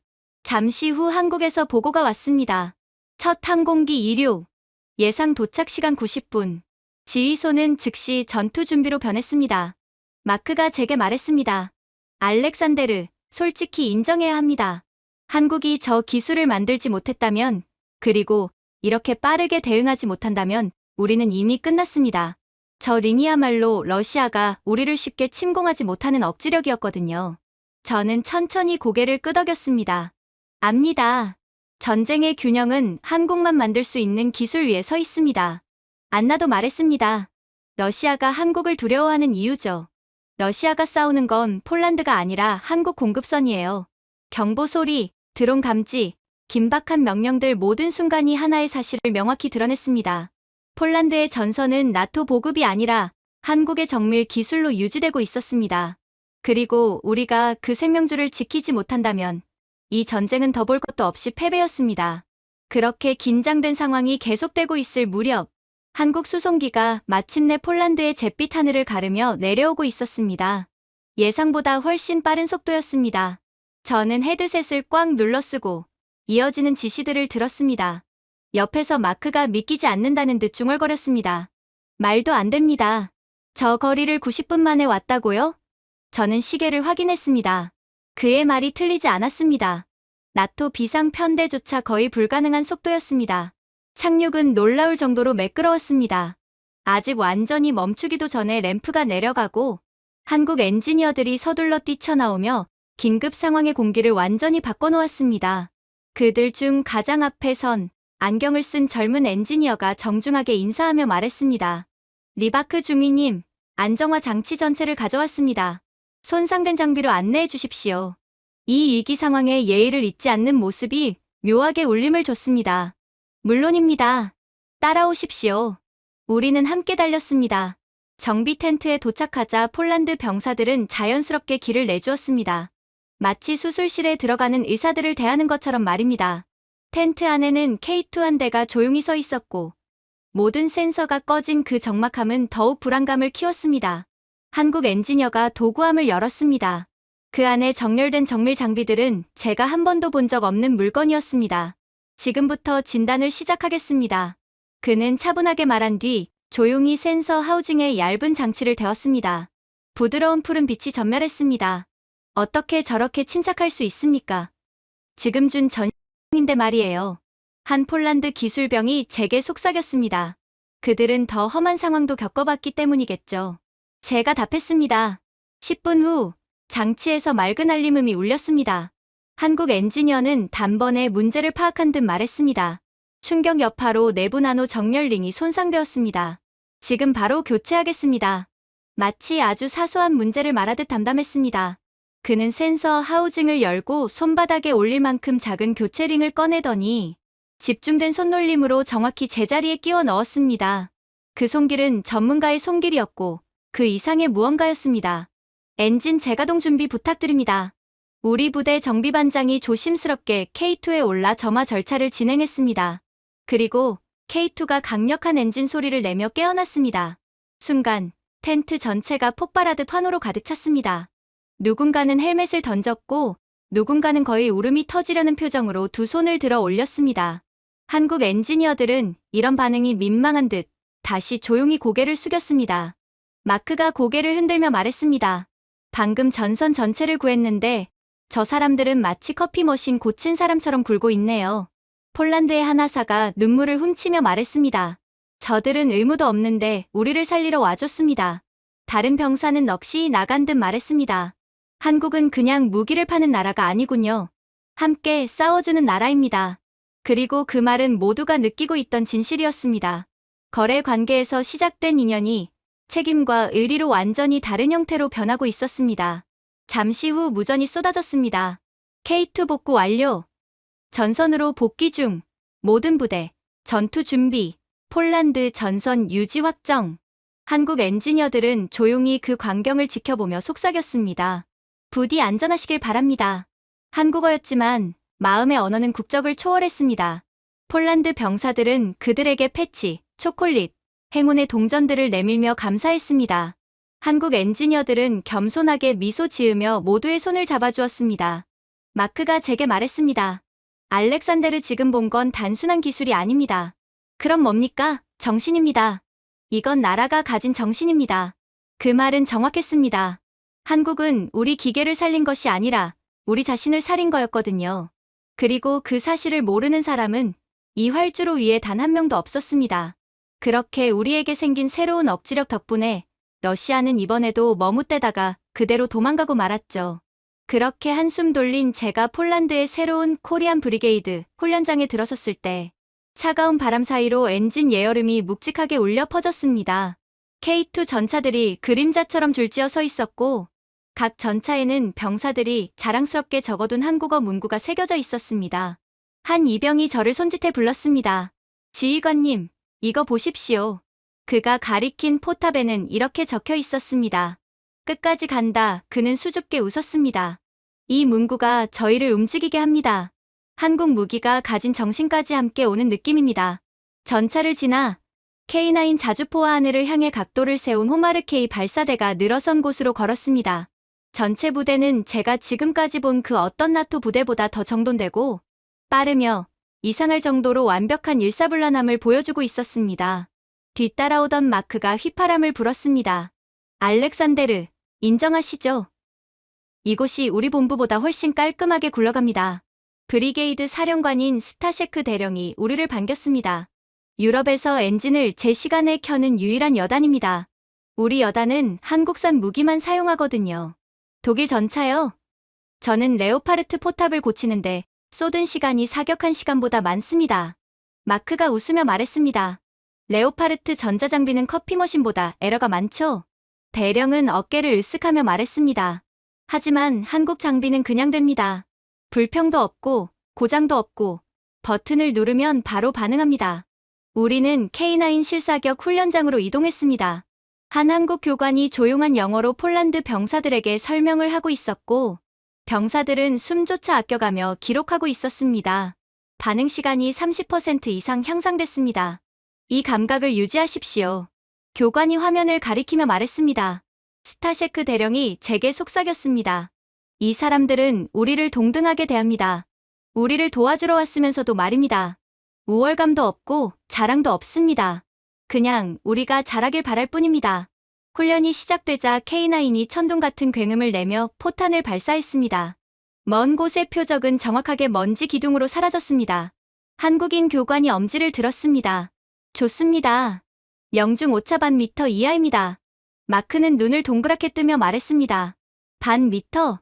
저 거리에서요? 대령이 답했습니다. 한국 시스템은 빗나감이라는 개념이 없습니다. 다음은 호마르 K 훈련 구역이었습니다. 지휘관님, 보여드릴 게 있습니다. 호마르 K 운영 장교인 마르타 중위가 말했습니다. 그녀는 인터페이스를 조작했고 나토 데이터 링크가 즉시 발사대와 동기화되었습니다. 보십시오. 그녀는 미국 정찰 드론의 좌표를 호마르 K에 전송했습니다. 발사 체계는 단 한 번의 오류 없이 완벽하게 통합되었습니다. 나토 표준 전부 호환입니다. 한국 엔지니어들이 처음부터 그렇게 설계했습니다. 마크가 중얼거렸습니다. 설마 영국 장비까지? 네, 영국 장비까지입니다. 정비 텐트로 들어서자 한국 기술자들이 폴란드 정비병들에게 심화 진단 절차를 교육하고 있었습니다. 센서 조정, 진동 교정, 비상 우회 프로토콜까지 모든 과정이 세밀했고 가르침에는 어떤 교만도 없었습니다. 한 폴란드 정비병이 놀란 표정으로 말했습니다. 독일 교관은 이걸 설명하는데 3일 걸렸습니다. 그러나 한국인들은 30분 만에 끝내버리네요. 한국 기술자는 조용히 겸손하게 고개를 숙였습니다.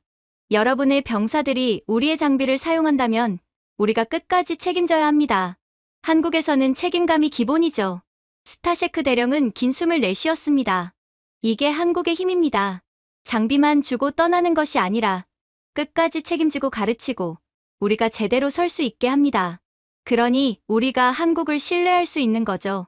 갑자기 스피커에서 경보가 울렸습니다. 전 부대, 기동 시범 준비. 우리는 전망대로 올라갔습니다. 순간 30대가 넘는 K2가 일제히 포효하며 전진했습니다. 가속도, 회전, 제동, 모든 동작이 완벽하게 맞물렸습니다. 옆에 있던 독일 장교가 중얼거렸습니다. 저 속도가 어떻게 가능하지? 레오파르트2는 저 절반도 못 나옵니다. 마크가 웃으며 말했습니다. K2는 보여주기 위한 전차가 아닙니다. 이기기 위해 만들어진 전차죠. 시범이 끝나자 포탑이 일제히 회전하여 정렬되었습니다. 그 모습은 웅장했고 하나의 유기체처럼 움직이는 것 같았습니다. 제가 한국 교관 한 명에게 물었습니다. 왜 이렇게 많은 시간과 노력을 투자하십니까? 장비 인도는 끝났는데요. 그는 조용히 답했습니다.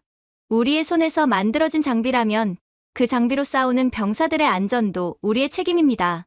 그 말은 엔진 소리보다 훨씬 강하게 가슴을 울렸습니다. 독일은 레오파드 전차를 팔아주는 것만으로도 자신들에게 고마워해야 한다며 교육은커녕 유지 보수도 알아서 하라며 갑질을 해댔거든요. 하지만 한국은 그러한 오만과는 완전히 정반대의 국가였어요. 이에 감동을 받은 폴란드 병사들은 한국 교관들에게 패치와 빵, 작은 선물들을 건넸습니다. 그들은 당황하면서도 감사한 표정이었죠. 이것은 단순한 존경이 아니라 깊은 애정이었습니다. 마크가 제게 말했습니다. 알렉산데르, 유럽의 미래 군대는 독일식도, 프랑스식도, 영국식도 아닙니다. 그는 고개를 끄덕였습니다. 한국이 설계하고 폴란드가 운영하는 군대가 될 겁니다. 그 순간 저는 확실히 느꼈습니다. 우리는 지금 새로운 나토의 탄생을 보고 있습니다. 오래된 강국이 아니라 노력과 헌신으로 자리를 얻은 한국이 만들어가는 나토 말입니다. 하지만 이러한 한국에 대한 존경은 얼마 가지 않았어요. 이내 충격적인 상황이 저희를 덮쳤거든요. 전방 지휘소 전체에 경보가 울려 퍼지자 저는 모니터링 스테이션으로 뛰었습니다. 마크는 이미 콘솔 위에 몸을 웅크린 채 눈을 크게 뜨고 있었습니다. 알렉산데르, 이거 직접 들으셔야 합니다. 그는 헤드셋을 제게 건넸습니다. 러시아 내부 교신이 쏟아져 들어왔습니다. 평소 러시아군 특유의 단단한 톤이 아닌 완전히 흔들린 공포에 휩싸인 목소리들이었습니다. 너무 빨라. 너무 빨라. 저 전차들 1분도 안 돼서 3km를 넘었다. 추적 불가. 반복한다. 추적 불가. 저는 마크를 보며 말했습니다. 우리 K2 대대를 말하는 거죠? 마크는 천천히 고개를 끄덕였습니다. 러시아가 이제야 현실을 깨달은 겁니다. 밖으로 나가자 K2 전차들의 움직임이 땅을 울렸습니다. 설이 낀 들판 위를 질주하는 K2는 불과 몇 초 만에 0에서 32km까지 가속하더니 이어서 험지에서도 70km 이상을 안정적으로 유지하며 일사불란하게 나아갔습니다. 포탑은 미세하게만 흔들렸고 궤도는 마치 땅을 붙잡고 미끄러지듯 움직였어요. 스타셰크 대령이 제 옆에 섰습니다. 작년에 레오파르트로 같은 기동훈련을 했을 때를 기억하십니까? 그는 피식 웃었습니다. 최대 속도 기동훈련을 하니 엔진 절반은 과열, 포탑 하나는 고착, 또 하나는 운용 중 이탈했습니다. 그는 K2들을 가리키며 말했습니다. 하지만 한국 전차들은 생명체처럼 움직입니다. 그 말이 끝나기 무섭게 한 K2는 식당만 한 공간에서 180도 회전해버렸습니다. 또 다른 K2는 가파른 언덕을 치고 올라가더니 측면 드리프트로 사격 자세에 즉시 진입했습니다. 진동도 없고 지연도 없고 오류도 없었습니다. 마크가 숨을 삼키며 말했습니다. 저건 전차가 할 수 있는 움직임이 아닙니다. 전차가 로봇이라도 되는 건가요? 그 순간 또 다른 러시아 교신이 잡혔습니다. 저들의 포탑은 우리가 목표를 보기도 전에 움직인다. 열상 전혀 무용. 한국 시스템은 밤을 낮처럼 본다. 우리는 돌파할 수 없다. 절대 불가능하다. 폴란드 정보 장교가 숨을 헐떡이며 달려왔습니다. 러시아가 T-80을 배치했습니다. 하지만 진격하지 않습니다. 진격하지 않는다고요? 네, 그냥 멈춰 있습니다. K2가 1분 만에 측면을 잡을까 두려운 겁니다. K2의 속도라면 충분히 가능하고 이들이 우리를 성공한다면 자신들의 전차 모두를 잃을 것을 잘 알고 있는 거죠. 저는 들판 건너편을 바라봤습니다. T-80 전차들은 구식 디젤 엔진에서 검은 연기를 뿜어내며 느릿느릿 기어가고 있었습니다. 포탑은 떨리고 센서는 간헐적으로 꺼졌다 켜졌습니다. 몇몇 전차는 대열조차 유지하지 못했습니다. 마크가 웃음을 터뜨렸습니다. 전차 대 스포츠카의 싸움 정도도 아니라 그냥 트랙터 대 슈퍼카입니다.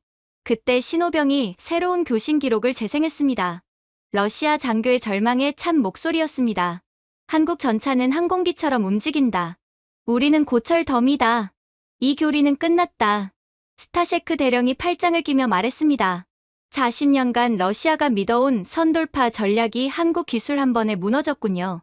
실제로 러시아의 모든 전략은 우리가 먼저 뚫는다는 가정에 기반해 있었습니다. 그만큼 그들의 무기는 속도가 최우선시되며 개발되었죠. 하지만 한국의 전차는 그것보다도 더 빨랐고, 더 영리했고, 더 안정적이었습니다. 러시아의 교리는 그날부로 쓸모가 없어진 거였죠. 블루페이스 도달, 무전병이 외쳤습니다. 벌써? 제가 물었습니다. 예, 지휘관님. 전차들이 5분 만에 계곡 전체를 돌파했습니다. 평범한 기갑 부대라면 15에서 20분 걸렸을 거리였습니다. 스타셰크 대령은 경탄 섞인 한숨을 내쉬었습니다. 러시아는 옛전쟁을 준비하고 한국은 새전쟁을 준비하는군. 그때 또 다른 러시아 교신이 흘러나왔습니다. 저 전차가 한국제라면 당장 후퇴하라. 교전 금지. 교전 즉시 포위되고 만다. 마크가 제 어깨에 손을 얹었습니다. 알렉산데르, 이건 억지력이 아닙니다. 절대적 우세입니다. 그 말은 사실이었습니다. K2는 단 하나의 포탄도 쏘지 않았습니다. 그럴 필요가 없었습니다. 그 존재만으로 러시아를 후퇴시켰습니다. 신호병이 외쳤습니다. 러시아가 후퇴 중입니다. 전선 안정화됩니다. 대령은 고개를 끄덕였습니다. 한국 전차가 만들어낸 평화입니다. 전투하지 않고 이긴 승리죠. 저는 들판을 달려 돌아오는 K2들을 바라보았습니다. 태양빛 아래에서 묵직하게 울리는 엔진음은 승리의 선언처럼 들렸습니다. 마크가 조용히 말했습니다. 알렉산데르, 오늘 러시아가 후퇴한 건 나토 때문이 아닙니다. 그는 K2를 가리켰습니다. 한국 때문입니다. 그리고 저는 확실히 알게 되었습니다. 우리가 오늘 살아남은 이유는 한국이 만든 억지력, 한국이 만든 기술력, 한국이 만든 믿음 덕분이었습니다. 모두가 조롱할 때 끝까지 한국을 선택했던 우리는 그 보상을 지금 몰아서 받은 거였죠. 그렇게 저는 러시아의 후퇴 보고서를 검토했습니다. 그때 마렉이 숨도 고르지 못한 채 지휘소로 뛰어들어와 태블릿을 흔들더군요. 그의 표정은 충격 그 자체였습니다. 중위님, 이거 보셔야 합니다. 서울에서 온 실시간 영상입니다. 화면 속에는 제가 그동안 유럽이나 미국에서 본 어떤 군수공장보다도 거대한 생산 라인이 펼쳐져 있었습니다. 천장 위로는 로봇 크레인이 유영하듯 움직였고, 바닥에서는 자동화된 플랫폼이 소리 없이 미끄러지듯 이동하고 있었습니다. 저는 눈살을 찌푸렸습니다. 저게 한국의 방산 공장 중 하나인가? 마렉은 단호하게 고개를 끄덕였습니다. 예, 맞습니다. 그리고 저 라인은 야간 근무조가 없습니다. 이유는 멈추지 않기 때문입니다. AI가 공장을 관리하거든요. 제 말문이 막히려던 순간 또 다른 기술 장교인 안나 코발스카가 서둘러 들어왔습니다. 수치까지 확인됐습니다. K2 핵심 부품이 50분마다 조립됩니다. 사격 통제 모듈은 20분마다 테스트 완료. 엔진은 하루에 12개씩 생산된답니다. 안나는 마치 성물이라도 되는 듯 화면을 보며 중얼거렸습니다. 이 모든 것을 한 개의 AI 클러스터가 총괄하고 있어요. 저는 천천히 숨을 내쉬었습니다. 그렇다면 한국의 진짜 무기는 전차가 아니라 그 전차를 끝없이 찍어낼 수 있는 속도라는 뜻이군. 마렉은 피식 웃으며 고개를 저었습니다. 속도요? 독일은 전차 한 배치를 만들려면 24에서 30개월이 필요합니다. 한국은 같은 기간에 55대를 납품했죠. 그는 화면을 넘기며 말했습니다.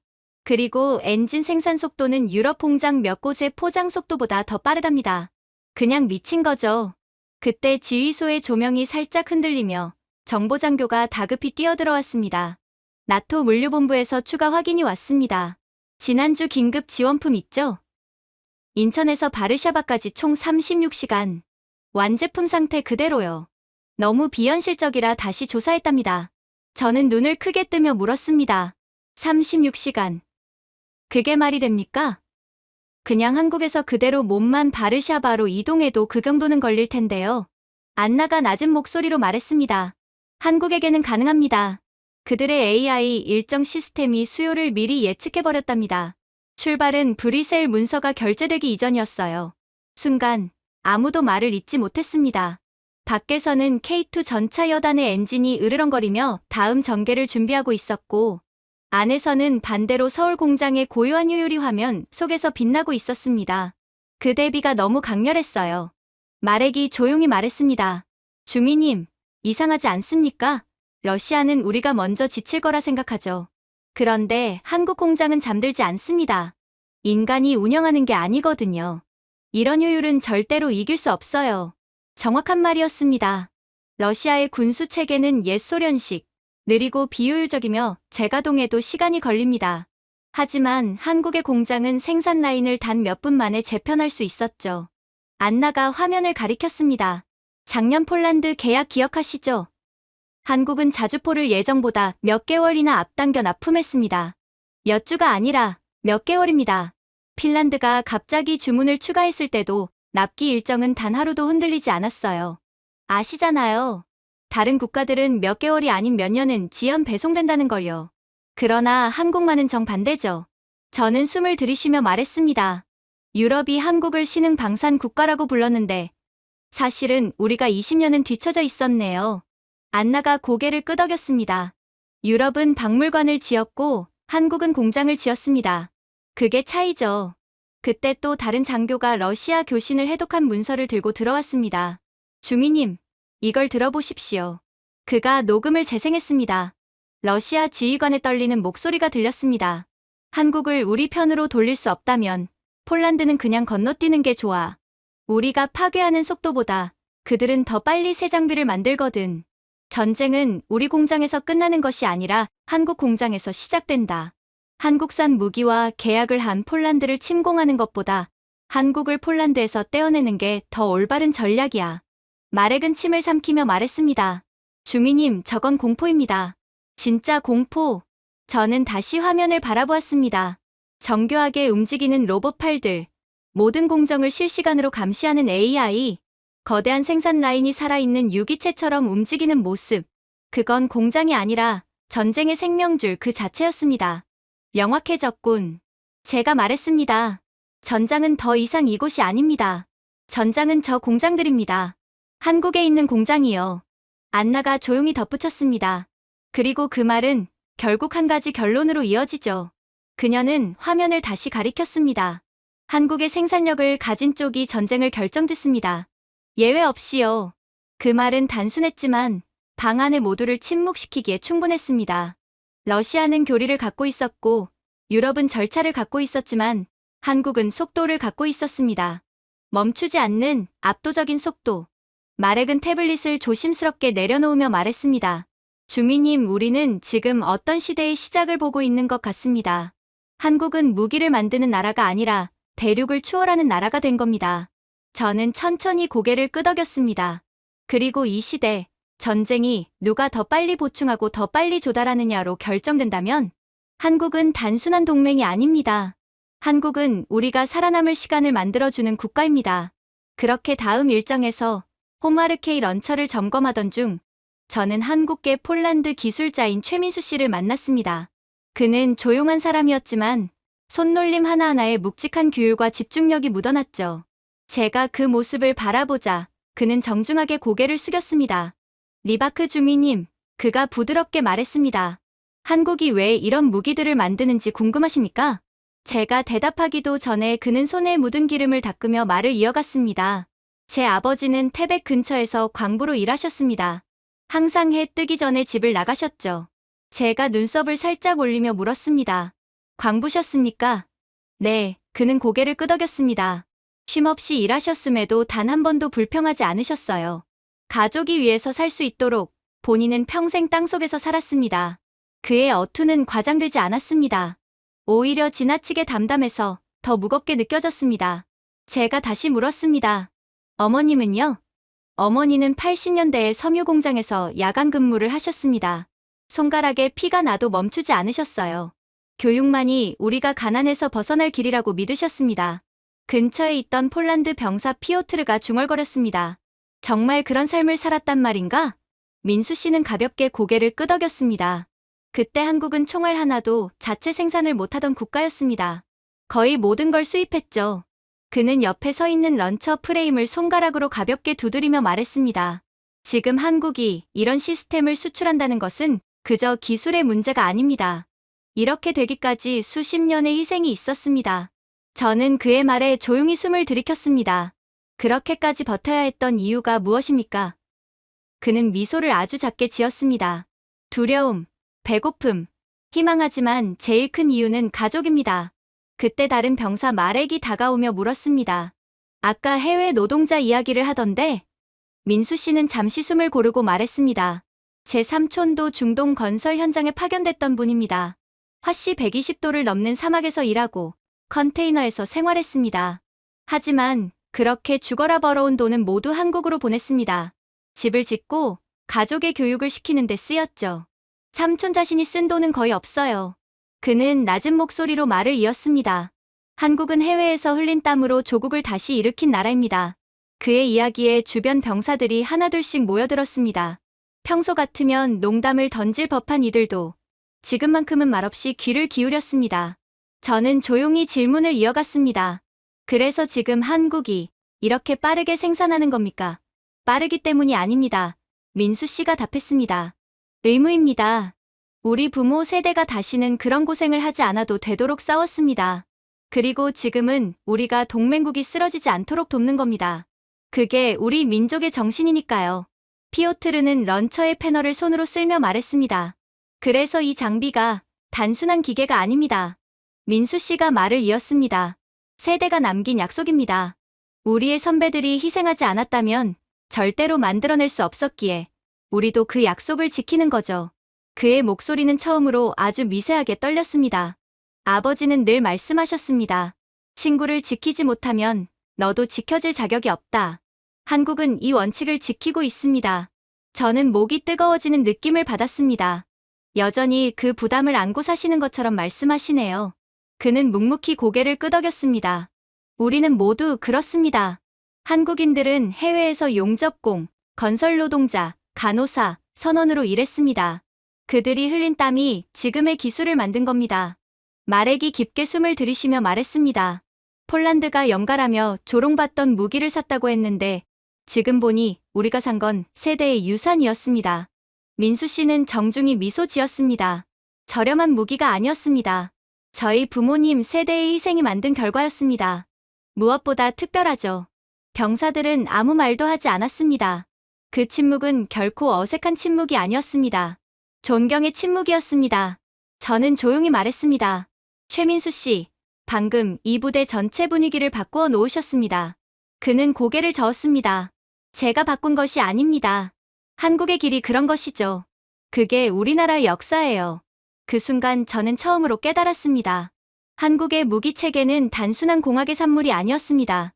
부모 세대가 굶주림을 견디며 자녀 교육비를 모으던 그 손에서 해외 건설 현장에서 사막바람을 맞으며 땀을 흘리던 노동자들의 희생에서 그 모든 것에서 지금의 기술이 태어난 것입니다. 그의 이야기에 우리 모두는 완전히 하나가 되었죠. 그리고 곧 충격적인 상황이 벌어지기 시작했습니다. 유럽 곳곳에서 폴란드가 한국 무기로 러시아를 압박하는 장면이 방송되기 시작했거든요. 바르샤바 지휘본부에서 쓴 커피를 마시고 있던 저는 안나가 숨도 고르지 못한 채 휴대폰을 들고 뛰어오는 모습을 보았습니다. 중위님, 이 헤드라인 좀 보세요. 그녀가 화면을 보여주며 말했습니다. 한국산 무기가 동유럽 전선을 뒤흔들다. 지금 전부 이 이야기예요. 저는 화면을 들여다보았습니다. BBC, DW, CNN, ARD 등 모든 주요 방송사가 한국의 예상치 못한 우위를 분석하고 있었습니다. 마렉이 낮게 휘파람을 불었습니다. 이건 공짜 광고입니다. 조 단위 가치의 광고요. 한국은 한 푼도 안 들였는데 엄청난 광고 효과를 얻은 거예요. 다른 장교 피오트르는 말을 이었습니다. 광고보다 더하죠. 이건 세계 방산 시장 질서 자체가 뒤바뀌는 겁니다. 이제 모두 실제로 작동하는 것을 원합니다. 그 말은 과장이 아니었습니다. 한국 무기 관련 정보 조회량은 48시간 만에 무려 600% 폭증했습니다. 스페인, 스웨덴, 그리스처럼 한국 무기를 한 번도 고려하지 않았던 나라들까지 기술 평가를 요청했으며 칠레, 인도네시아 등 먼 나라들까지 긴급 문의를 보내왔습니다. 안나는 화면을 스크롤하며 말했습니다. 체코는 K2 도입 일정을 묻고 있고 루마니아는 K9 가격을 확인 중이고 캐나다는 나토 호환성 전체 검증을 요청하고 있어요. 저는 고개를 끄덕였습니다. 전장은 단순히 러시아의 약점만 드러낸 게 아니군요. 유럽이 낡은 공급 국가에 얼마나 의존해왔는지도 드러났네요. 맞아요. 안나가 말했습니다. 그리고 지금 전 세계에서 빠르게 공급할 수 있는 나라는 한국뿐이에요.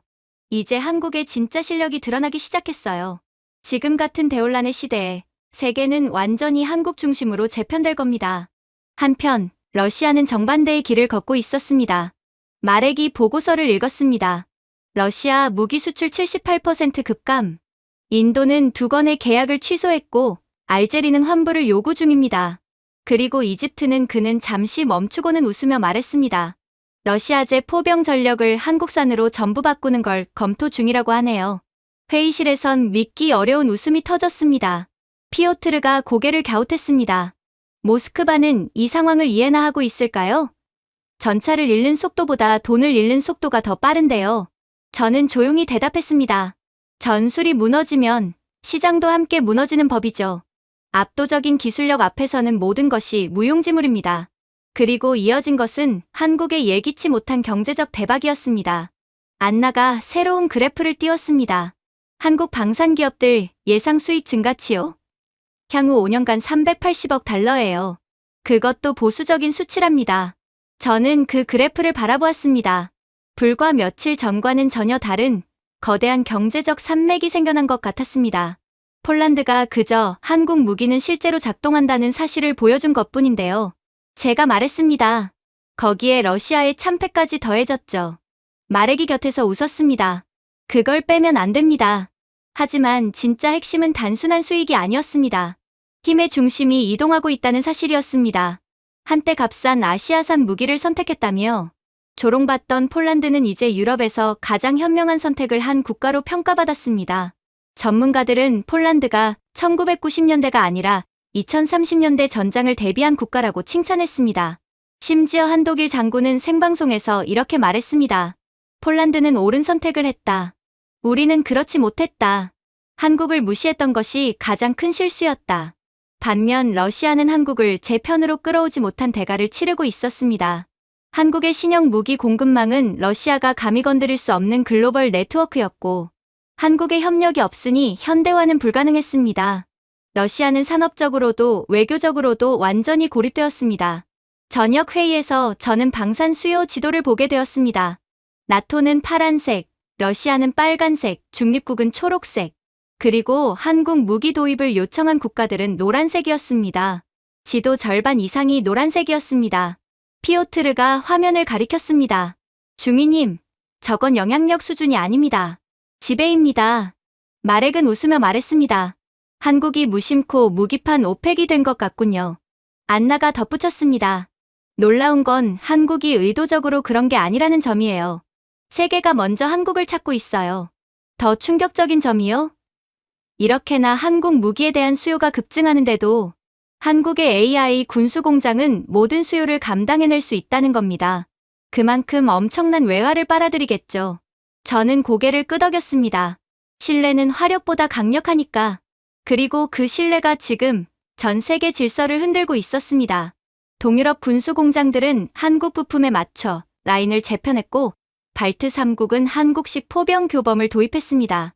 아프리카와 남미 또한 한국식 조달 전략으로 전환하기 시작했습니다. 바르샤바 밤하늘 아래 저는 수송장에 줄지어 있는 한국 장비들을 바라보았습니다. 그 장비들은 자신들의 나라가 아닌 폴란드를 지키기 위해 이 먼 곳까지 왔습니다. 하지만 이제 그 존재 하나만으로 세계 산업의 균형이 이동하고 있었습니다. 한국은 단순히 참가자가 아니군요. 저는 중얼거렸습니다. 이 전체 흐름을 인도하고 있습니다. 안나는 조용히 말했습니다. 중위님, 이건 유행이 아니에요. 시대가 바뀐 거죠. 이러한 한국이 전 세계를 주도하는 흐름은 앞으로도 장기적으로 유지될 거예요. 그들은 실제로 증명을 한 국가거든요. 한국산 무기만이 전쟁 억지력을 가질 수 있다는 것을 말이죠. 그녀의 말은 정확했습니다. 세계는 한국이 실제 전장에서 어떻게 싸우는지를 보았습니다. 그리고 한국이 무기만 공급했을 뿐인데 러시아가 어떻게 무너지는지도 확인했습니다. 그리고 결국 세계는 논리적으로 선택했습니다. 한국과 함께 서는 쪽이 승리한다. 하지만 한국은 대체 저를 어디까지 놀라게 할 생각인지 이번에는 더욱 무지막지한 것을 가져왔죠. 그날 회의는 평범하게 시작될 줄 알았습니다. 그러나 바르샤바 전략실 문을 들어서는 순간 공기가 비정상적으로 무겁다는 것을 즉시 느꼈습니다. 영국 연락장교인 도일 대위는 태블릿을 들고 방 안을 계속 서성이고 있었습니다. 안나가 제게 속삭였습니다. 중위님, 저분 지금 20분째 저래요. 한국 미사일 얘기라는데 분위기가 이상해요. 도대체 한국이 또 무슨 짓을 한 것일까요? 제가 눈썹을 올렸습니다. K2 업그레이드라도 나왔나? 안나가 고개를 저었습니다. 아닙니다, 중위님. 더 작고 더 무섭습니다. 도일 대위는 마침내 저를 보고 다가오더니 태블릿을 건넸습니다. 리바크 중위, 이건 꼭 보셔야 합니다. 서울이 방금 초소형 탄도 플랫폼을 시험했습니다. 나토 분석관들이 뭐라 표현해야 할지조차 고민 중입니다. 저는 화면의 영상을 보았습니다. 사람 팔 길이도 안 되는 작은 미사일이 번개처럼 치솟았습니다. 수초 만에 마하 7 돌파. 그리고 크기로는 도저히 불가능해야 할 기동 전환을 해냈습니다. 이게 도대체 뭡니까? 제가 물었습니다. 한국의 포켓급 미사일입니다. 도일이 낮게 대답했습니다. 핵 탑재도 가능한 수준으로 추정됩니다. 미국, 러시아, 중국, 프랑스, 그 어떤 나라도 이 크기에서 이런 성능을 못 냅니다. 마렉이 제 어깨 너머로 보곤 말했습니다. 저건 물리적으로 불가능해야 하는데요. 구조 강도가 버틸 이유가 없잖아요. 도일은 한숨을 쉬었습니다. 그 얘기를 서울에 하시죠. 이미 일부 기술 자료는 공개됐습니다. 그는 사양 정보를 보여줬습니다. 저는 순간 숨이 멎는 느낌을 받았습니다. 길이 92cm, 무게 40kg 미만, 최고 속도 마하 8.1, 정밀도 30cm 미만, 유도 방식, 광학 AI 관성 복합 시스템. 제가 중얼거렸습니다. 30cm요? 그 정도라면 미사일이 아니라 수술 도구 아닙니까? 도일이 고개를 끄덕였습니다. 문제는 바로 그거죠. 이건 기존의 모든 미사일 교리를 잘라내버리는 칼입니다. 전 세계 모든 무기공학자들이 이건 말도 안 된다면서 난리예요. 안나가 말했습니다. 생각해보세요. 러시아 자랑인 S-400도 저런 크기, 저런 속도는 추정 못합니다. 그들이 아무리 천문학적인 자본을 투자해서 만들었더라도 한국 초소형 미사일 하나 못 잡는다는 말입니다. 맞는 말이었습니다. 러시아 방공망은 큰 목표물을 전제로 설계됐습니다. 한국의 초소형 미사일은 레이더에 잡혀도 크기는 새와 비슷했습니다. 이러 걸 요격하는 게 더욱 말이 안 되는 상황이었죠. 러시아랑 비교하면 어떻습니까? 제가 물었습니다. 도일은 피식 웃었습니다. 비교할 러시아산 초소형 미사일이 없죠. 그 프로그램은 2011년에 폐기됐습니다. 돈 먹는 하마라며 이건 절대로 만들 수 없다며 폐기되었죠. 러시아 최신 단거리 미사일도 아직 300kg입니다. 마렉이 덧붙였습니다. 그리고 오차는 10m 단위. 한국은 30cm인데 러시아는 주착한 크기죠. 방 안에 씁쓸한 웃음이 퍼졌습니다. 그때 크로아티아 대표단의 페트로비치 대령이 문을 열고 들어오며 말했습니다. 한국 테스트 소식 들으셨습니까? 들었습니다. 제가 대답했습니다. 그는 유럽 정보 보고서를 책상 위에 올려놓았습니다. 프랑스는 패닉 상태입니다. 독일도 내부적으로 충격을 감추지 못하고 있습니다. 이탈리아는 이미 서울에 문의를 넣었고 영국 의회는 한국이 사실상 새로운 핵 미사일 강국이라는 토론을 하고 있습니다. 저 미사일은 핵탄두를 집어넣을 수 있을 정도로 강하며 기술적이거든요. 한국은 당연히 핵 미사일을 염두에 두고 저런 미사일을 만들었겠죠. 순간 방 안이 고요해졌습니다. 그때 저는 처음으로 깨달았습니다. 한국의 미사일 기술은 경쟁의 단계를 넘어서 단독 질주를 시작했다는 것을. 안나가 제게 다가와 말했습니다. 중위님, 분석관들은 말합니다. 이 미사일은 모듈형이라 드론, 잠수함, 전차, 보병 장비에까지 통합 가능하다고요. 보병 장비요? 제가 경악했습니다. 네. 한국은 이미 휴대용 프로토타입까지 만들었습니다. 보병분대 하나가 200km 떨어진 지휘소를 정밀 타격할 수 있습니다. 마렉이 웃음을 터뜨렸습니다. 그걸 위해 우리는 전차 한 대대를 훈련시키는데 한국은 분대에게 주네요. 이런 나라를 이기라고요. 적으로 두지 않아서 다행입니다. 그러나 웃음 뒤에는 순수한 경외감이 깔려 있었습니다. 모두를 가장 두렵게 만든 건 미사일 자체가 아니었습니다. 그 미사일이 의미하는 것이었습니다. 만약 한국이 이 정도로 파괴력을 소형화할 수 있다면 이를 확장, 증폭, 다양화하는 건 식은 죽 먹기였거든요. 그리고 그 말은 곧 세상은 반드시 한국 편에 서야 한다는 뜻이었습니다. 그때 미국의 한 대령이 보안 영상 회의로 접속했습니다. 그의 표정은 굳어 있었습니다. 전 세계 정보망을 모니터링했습니다. 각국은 한국과 동맹하는 것이 기술 생존 전략이라고 믿기 시작했습니다. 일종의 서울 우산이라 부르는 분위기가 퍼지고 있습니다. 도일이 덧붙였습니다. 일본은 공동개발 요청, 호주는 공급 계약 요청, 터키는 생산 시설 제공, 스위스는 라이선스 구매 문의까지 했습니다. 제가 물었습니다. 러시아는요? 페트로비치가 씁쓸하게 웃었습니다. 러시아는 새 보고서를 만들었습니다. 제목은 한국 초소형 미사일 위협 평가. 요약하자면 공포입니다. 러시아 방공망 전부가 뚫릴 수 있다고요. 그렇게 삼엄하기로 유명한 러시아의 방공망이 한국산 미사일 한 방에 끝장나는 겁니다. 도일이 조용히 말했습니다. 솔직히 말해 그들의 공포는 정당합니다. 회의가 끝나고 저는 김복도를 걸었습니다. 안나가 뒤에서 말했습니다. 중위님, 한국이 팔 정도 크기의 미사일로 이런 걸 해낸다면 대형 미사일은 어떻게 될까요? 저는 답하지 못했습니다. 단지 창밖의 햇빛이 한국산 발사체 위로 떨어지는 모습을 바라보았습니다. 한국은 이 힘을 원한 게 아니죠. 제가 말했습니다. 하지만 이제 모두가 한국이 어떤 힘을 가졌는지 알게 됐습니다. 그리고 저는 깨달았습니다. 이 전쟁도 다음 세기 질서도 가장 큰 힘을 가진 나라가 아니라 가장 똑똑한 나라가 결정한다는 것을 말이죠. 그러나 이러한 한국에 대한 감탄도 잠시 이내 충격적인 위기의 상황이 저희를 덮쳤습니다. 저는 보급 보고서를 검토하고 있던 중 작전 텐트의 불이 미세하게 흔들렸어요. 그때 폴란드 장교 한 명이 숨을 몰아쉬며 뛰어들어왔습니다. 지휘관님, 큰일입니다. 정체불명의 무장 세력이 주변을 돌파했습니다. 목표는 한국 엔지니어들입니다. 제 가슴이 순간 철렁 내려앉았습니다. 이 전쟁의 모든 참전국이 알고 있는 사실이 있었습니다. 한국 시스템을 다룰 수 있는 사람들을 확보한 쪽이 전장의 속도를 지배한다는 것. 전 세계 어디에도 한국 엔지니어들처럼 정밀하고 빠르게 고도 장비를 다룰 수 있는 전문가들은 없었습니다.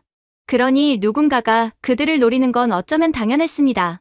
아직도 우리를 호시탐탐 노리고 있는 러시아 말입니다. 저는 무전기를 잡았습니다. 전 부대에 알린다. 한국인 엔지니어들을 확보하라. 선제 교전은 금지한다. 방어 우선이다. 그 순간 침착한 목소리가 무전기에서 들렸습니다. 한국 측 수석 엔지니어 이준호 씨였습니다. 지휘관님, 총성이 들립니다. 그러나 저희 팀은 무사합니다. 집결 중입니다. 뒤에서 폭음이 들리는데도 그의 목소리는 조금도 흔들리지 않았습니다. 저는 즉시 장갑차로 달려갔고 제 부관이 조수석에 뛰어올랐습니다. 지휘관님, 누구입니까? 러시아입니까? 저는 고개를 저었습니다. 확실하지 않습니다. 러시아어를 쓰는 무장 세력 용병일 수도, 일탈 세력일 수도 있습니다. 공식 전력은 아닙니다. 그러나 러시아의 소행일 확률이 상당히 높죠. 부관은 씁쓸하게 웃었습니다. 아무튼 결국 한국 엔지니어들이 목표라는 거죠. 그렇습니다. 우리의 시스템을 멈추려면 먼저 두뇌를 노리는 거죠.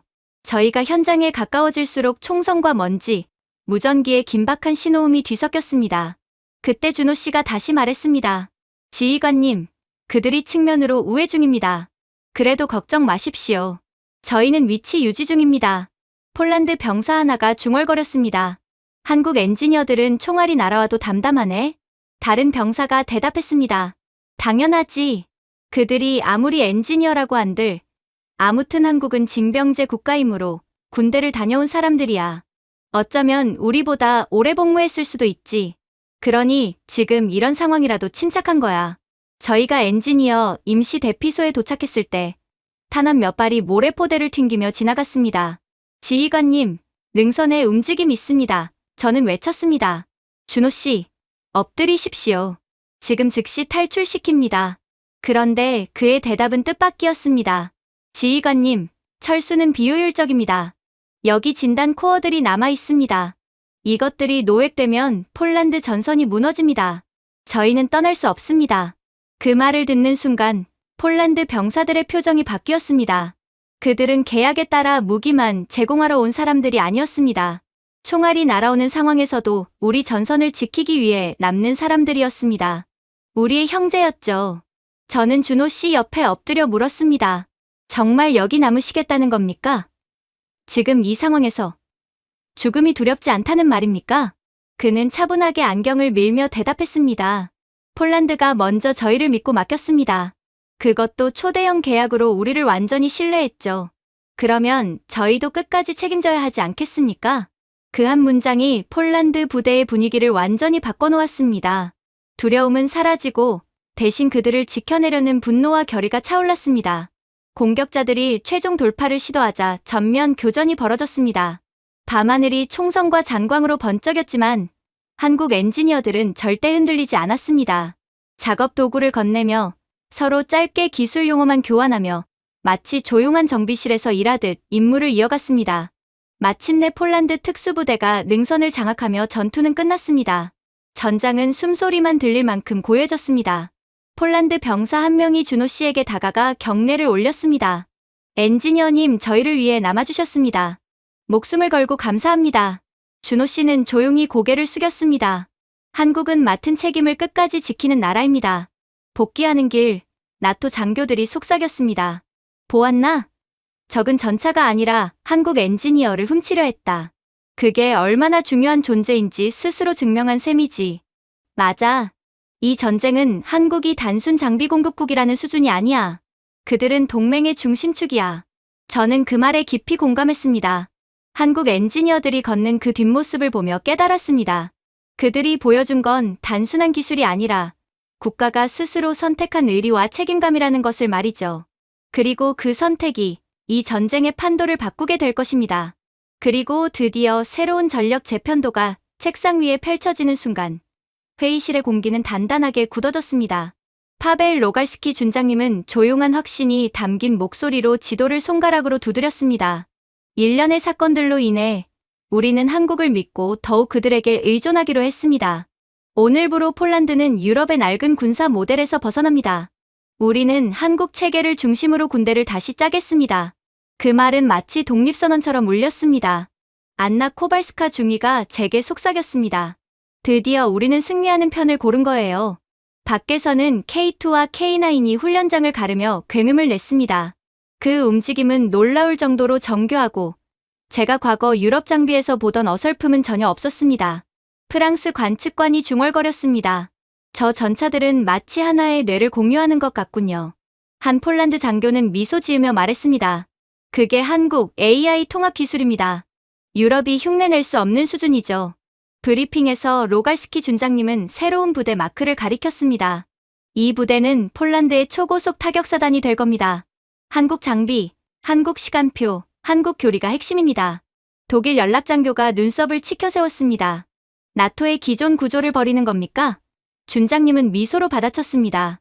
버리는 게 아니라 업그레이드하는 겁니다. 회의실에서 웃음이 퍼졌고 독일인들만 웃지 못했습니다. 이제 독일이 주도하던 나토 및 유럽의 전투 교리는 같은 유럽 국가도 아닌 저 멀리 떨어져 있는 한국이 주도하게 되었거든요. 사격장에서 K9은 40초도 안 되어 정밀 사격 3발을 쏟아냈습니다. 영국 육군 대령이 고개를 저으며 한탄했습니다. 우리 포병은 저거 하려면 10분 동안 투덜댈 텐데. 폴란드 포병이 크게 웃으며 답했습니다. 그럼 한국 장비 샀어야죠. 훈련장은 웃음으로 가득 찼습니다. 그날 오후 서유럽 대표단이 부대를 방문했습니다. 질투를 숨기려 애썼지만 표정은 속일 수 없었습니다. 이탈리아 장교가 제게 속삭였습니다.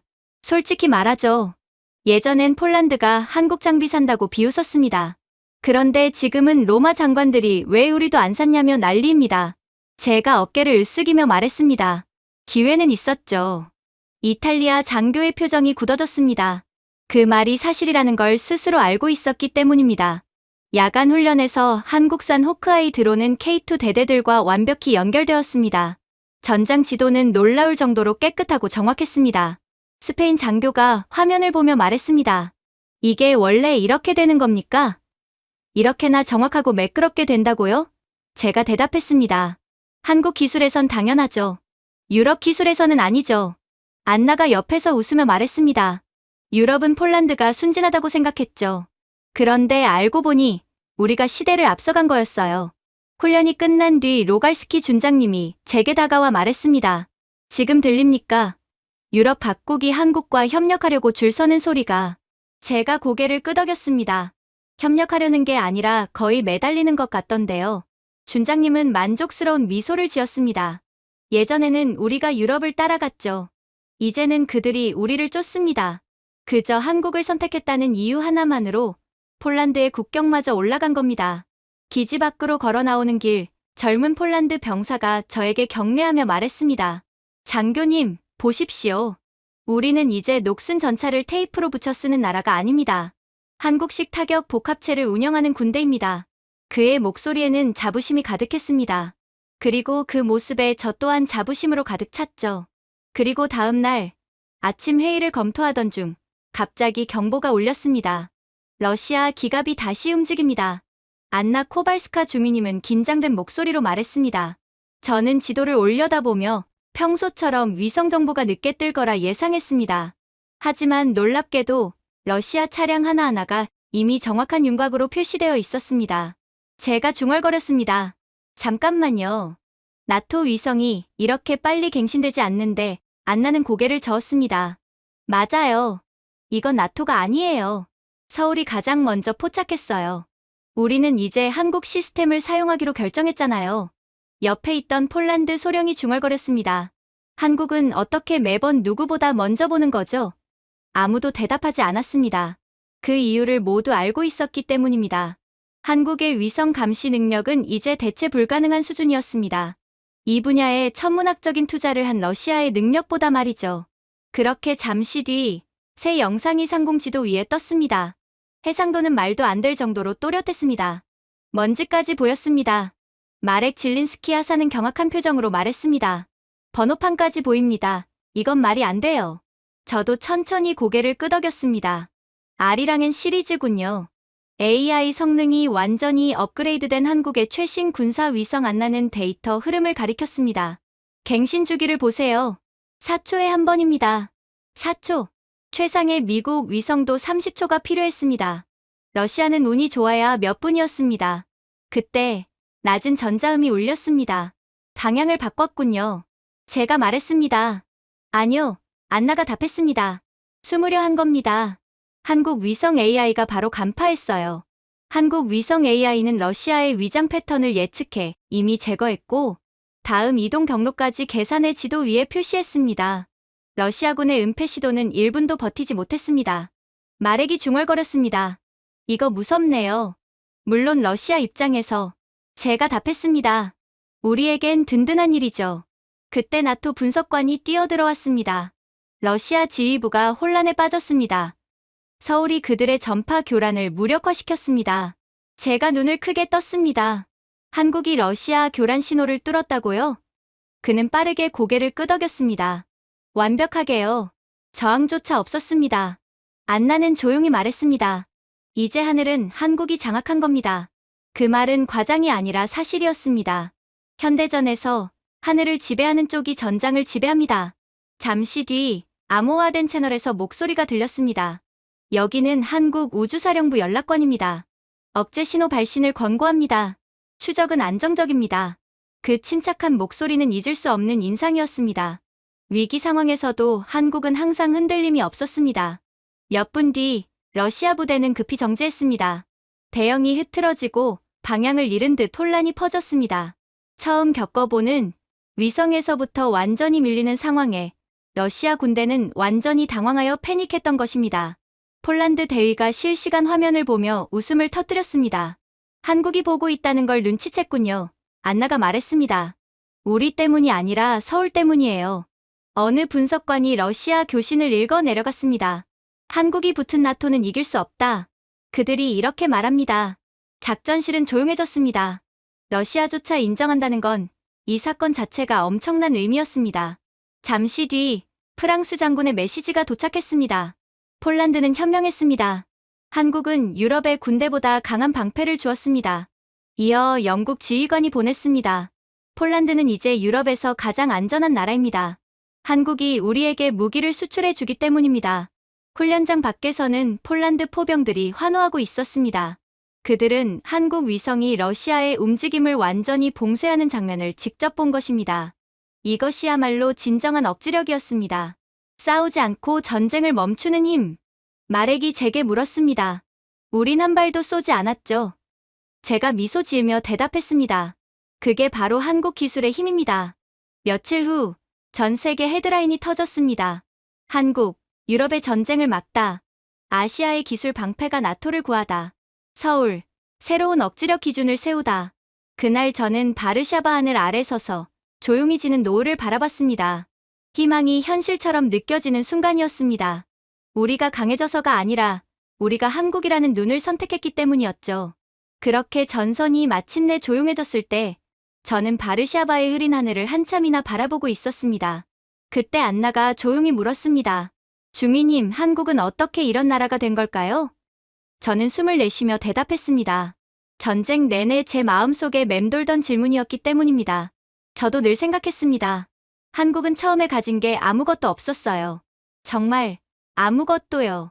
안나는 말없이 제 말을 기다렸습니다. 저는 천천히 이어갔습니다. 한국은 폐허에서 시작했습니다. 기계도 없었고 자본도 없었고 도와줄 나라조차 없었죠. 오직 의지만 있었습니다. 마렉이 다가와 묻습니다. 정말 그렇게 가난했습니까? 지금 모습을 보면 믿기 어렵습니다. 저는 미소를 지었습니다.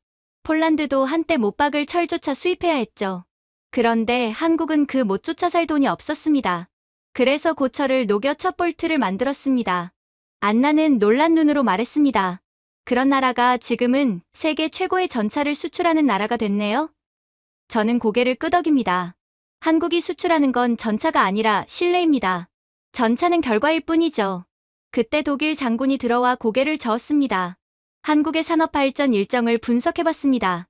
이건 거의 불가능에 가깝습니다. 저는 웃으며 대답했습니다. 불가능이 아니라 이뤄낸 겁니다. 장군은 한숨을 내쉬었습니다. 우리가 80년 걸린 일을 한국은 30년 만에 해냈습니다. 그게 바로 한국이죠. 제가 말했습니다. 우리는 작전 테이블에 둘러서서 사라져가는 러시아 잔여 흔적을 보았습니다. 마렉이 화면을 가리키며 말했습니다. 한국은 우리에게 장비를 준 겁니다. 저는 고개를 저었습니다. 아니요. 한국은 우리에게 기회를 준 겁니다. 잠시 침묵이 흘렀습니다. 그러다 안나가 속삭였습니다. 한국의 시작은 무엇이었을까요? 누가 만들었죠? 지도자, 기술자. 저는 부드럽게 답했습니다. 아닙니다. 가족입니다. 나라를 위해 평범한 가족들이 모든 걸 바친 겁니다. 안나는 이해하지 못한 표정이었습니다. 가족이요? 저는 그날 만난 한국 장교의 이야기를 들려주었습니다. 그 장교는 제게 말했죠. 그의 어머니는 그를 공부시키려고 평생 야간 근무를 했고 아버지는 10년 동안 버스비를 아끼려고 걸어서 출근했다고요. 그들은 돈을 모으려고 산 게 아니라 미래 세대가 살아남을 나라를 만들려고 산 겁니다. 마렉은 숨을 들이켰습니다. 그러니까 한국 무기 하나하나에 그 역사가 담겨 있는 거군요. 그렇습니다. 그건 그냥 금속이 아닙니다. 희생입니다. 그때 한 장교가 들어와 말했습니다. 전면전은 사실상 끝났다고 합니다. 안나가 제게 물었습니다. 무슨 메시지를 전할까요? 저는 오랫동안 생각하다가 대답했습니다.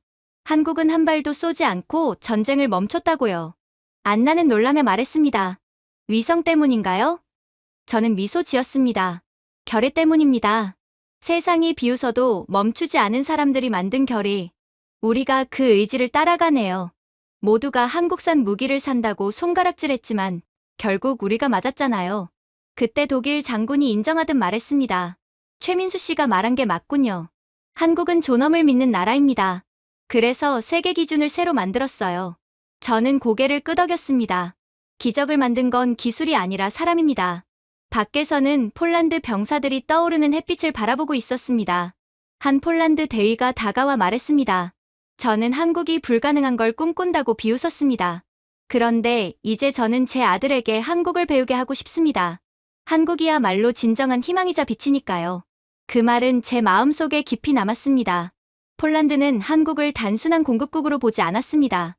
유럽은 한국을 새롭게 정의하기 시작했습니다. 그리고 세계는 한국을 하나의 나침반처럼 바라보고 있었습니다. 역사 앞에서 굴복하지 않고 일어선 나라. 안나는 제게 조용히 물었습니다. 한국은 본인들이 우리에게 어떤 영향을 줬는지 알고 있을까요? 아마 모를 겁니다. 제가 말했습니다. 한국은 남에게 보여주려고 한 게 아닙니다. 부모 세대가 자식들을 위해 바쳤던 삶을 이어받은 것뿐입니다. 그녀가 말했습니다. 희생으로 세운 나라군요. 저는 대답했습니다. 그리고 그 희생을 잊지 않는 나라죠. 해가 수평선 위로 떠오르는 순간 저는 깨달았습니다. 우리를 구한 것은 무기가 아니라 그 무기를 만든 사람들의 정신이었습니다. 한때 아무것도 없던 나라가 모든 것을 걸고 다시 일어섰습니다. 그리고 그 과정에서 한국은 단순한 동맹을 넘어 희망의 기준이 되었습니다. 저는 조용히 중얼거렸습니다. 한국은 폴란드를 구했습니다. 그리고 한국은 스스로도 증명해냈습니다. 희생은 기적을 만든다는 것을. 제가 준비해온 내용은 여기까지입니다. 끝까지 시청해주셔서 진심으로 감사드리며 여러분들의 구독과 좋아요, 알림 설정은 영상 제작에 큰 힘이 됩니다. 이상 세모튜브였습니다.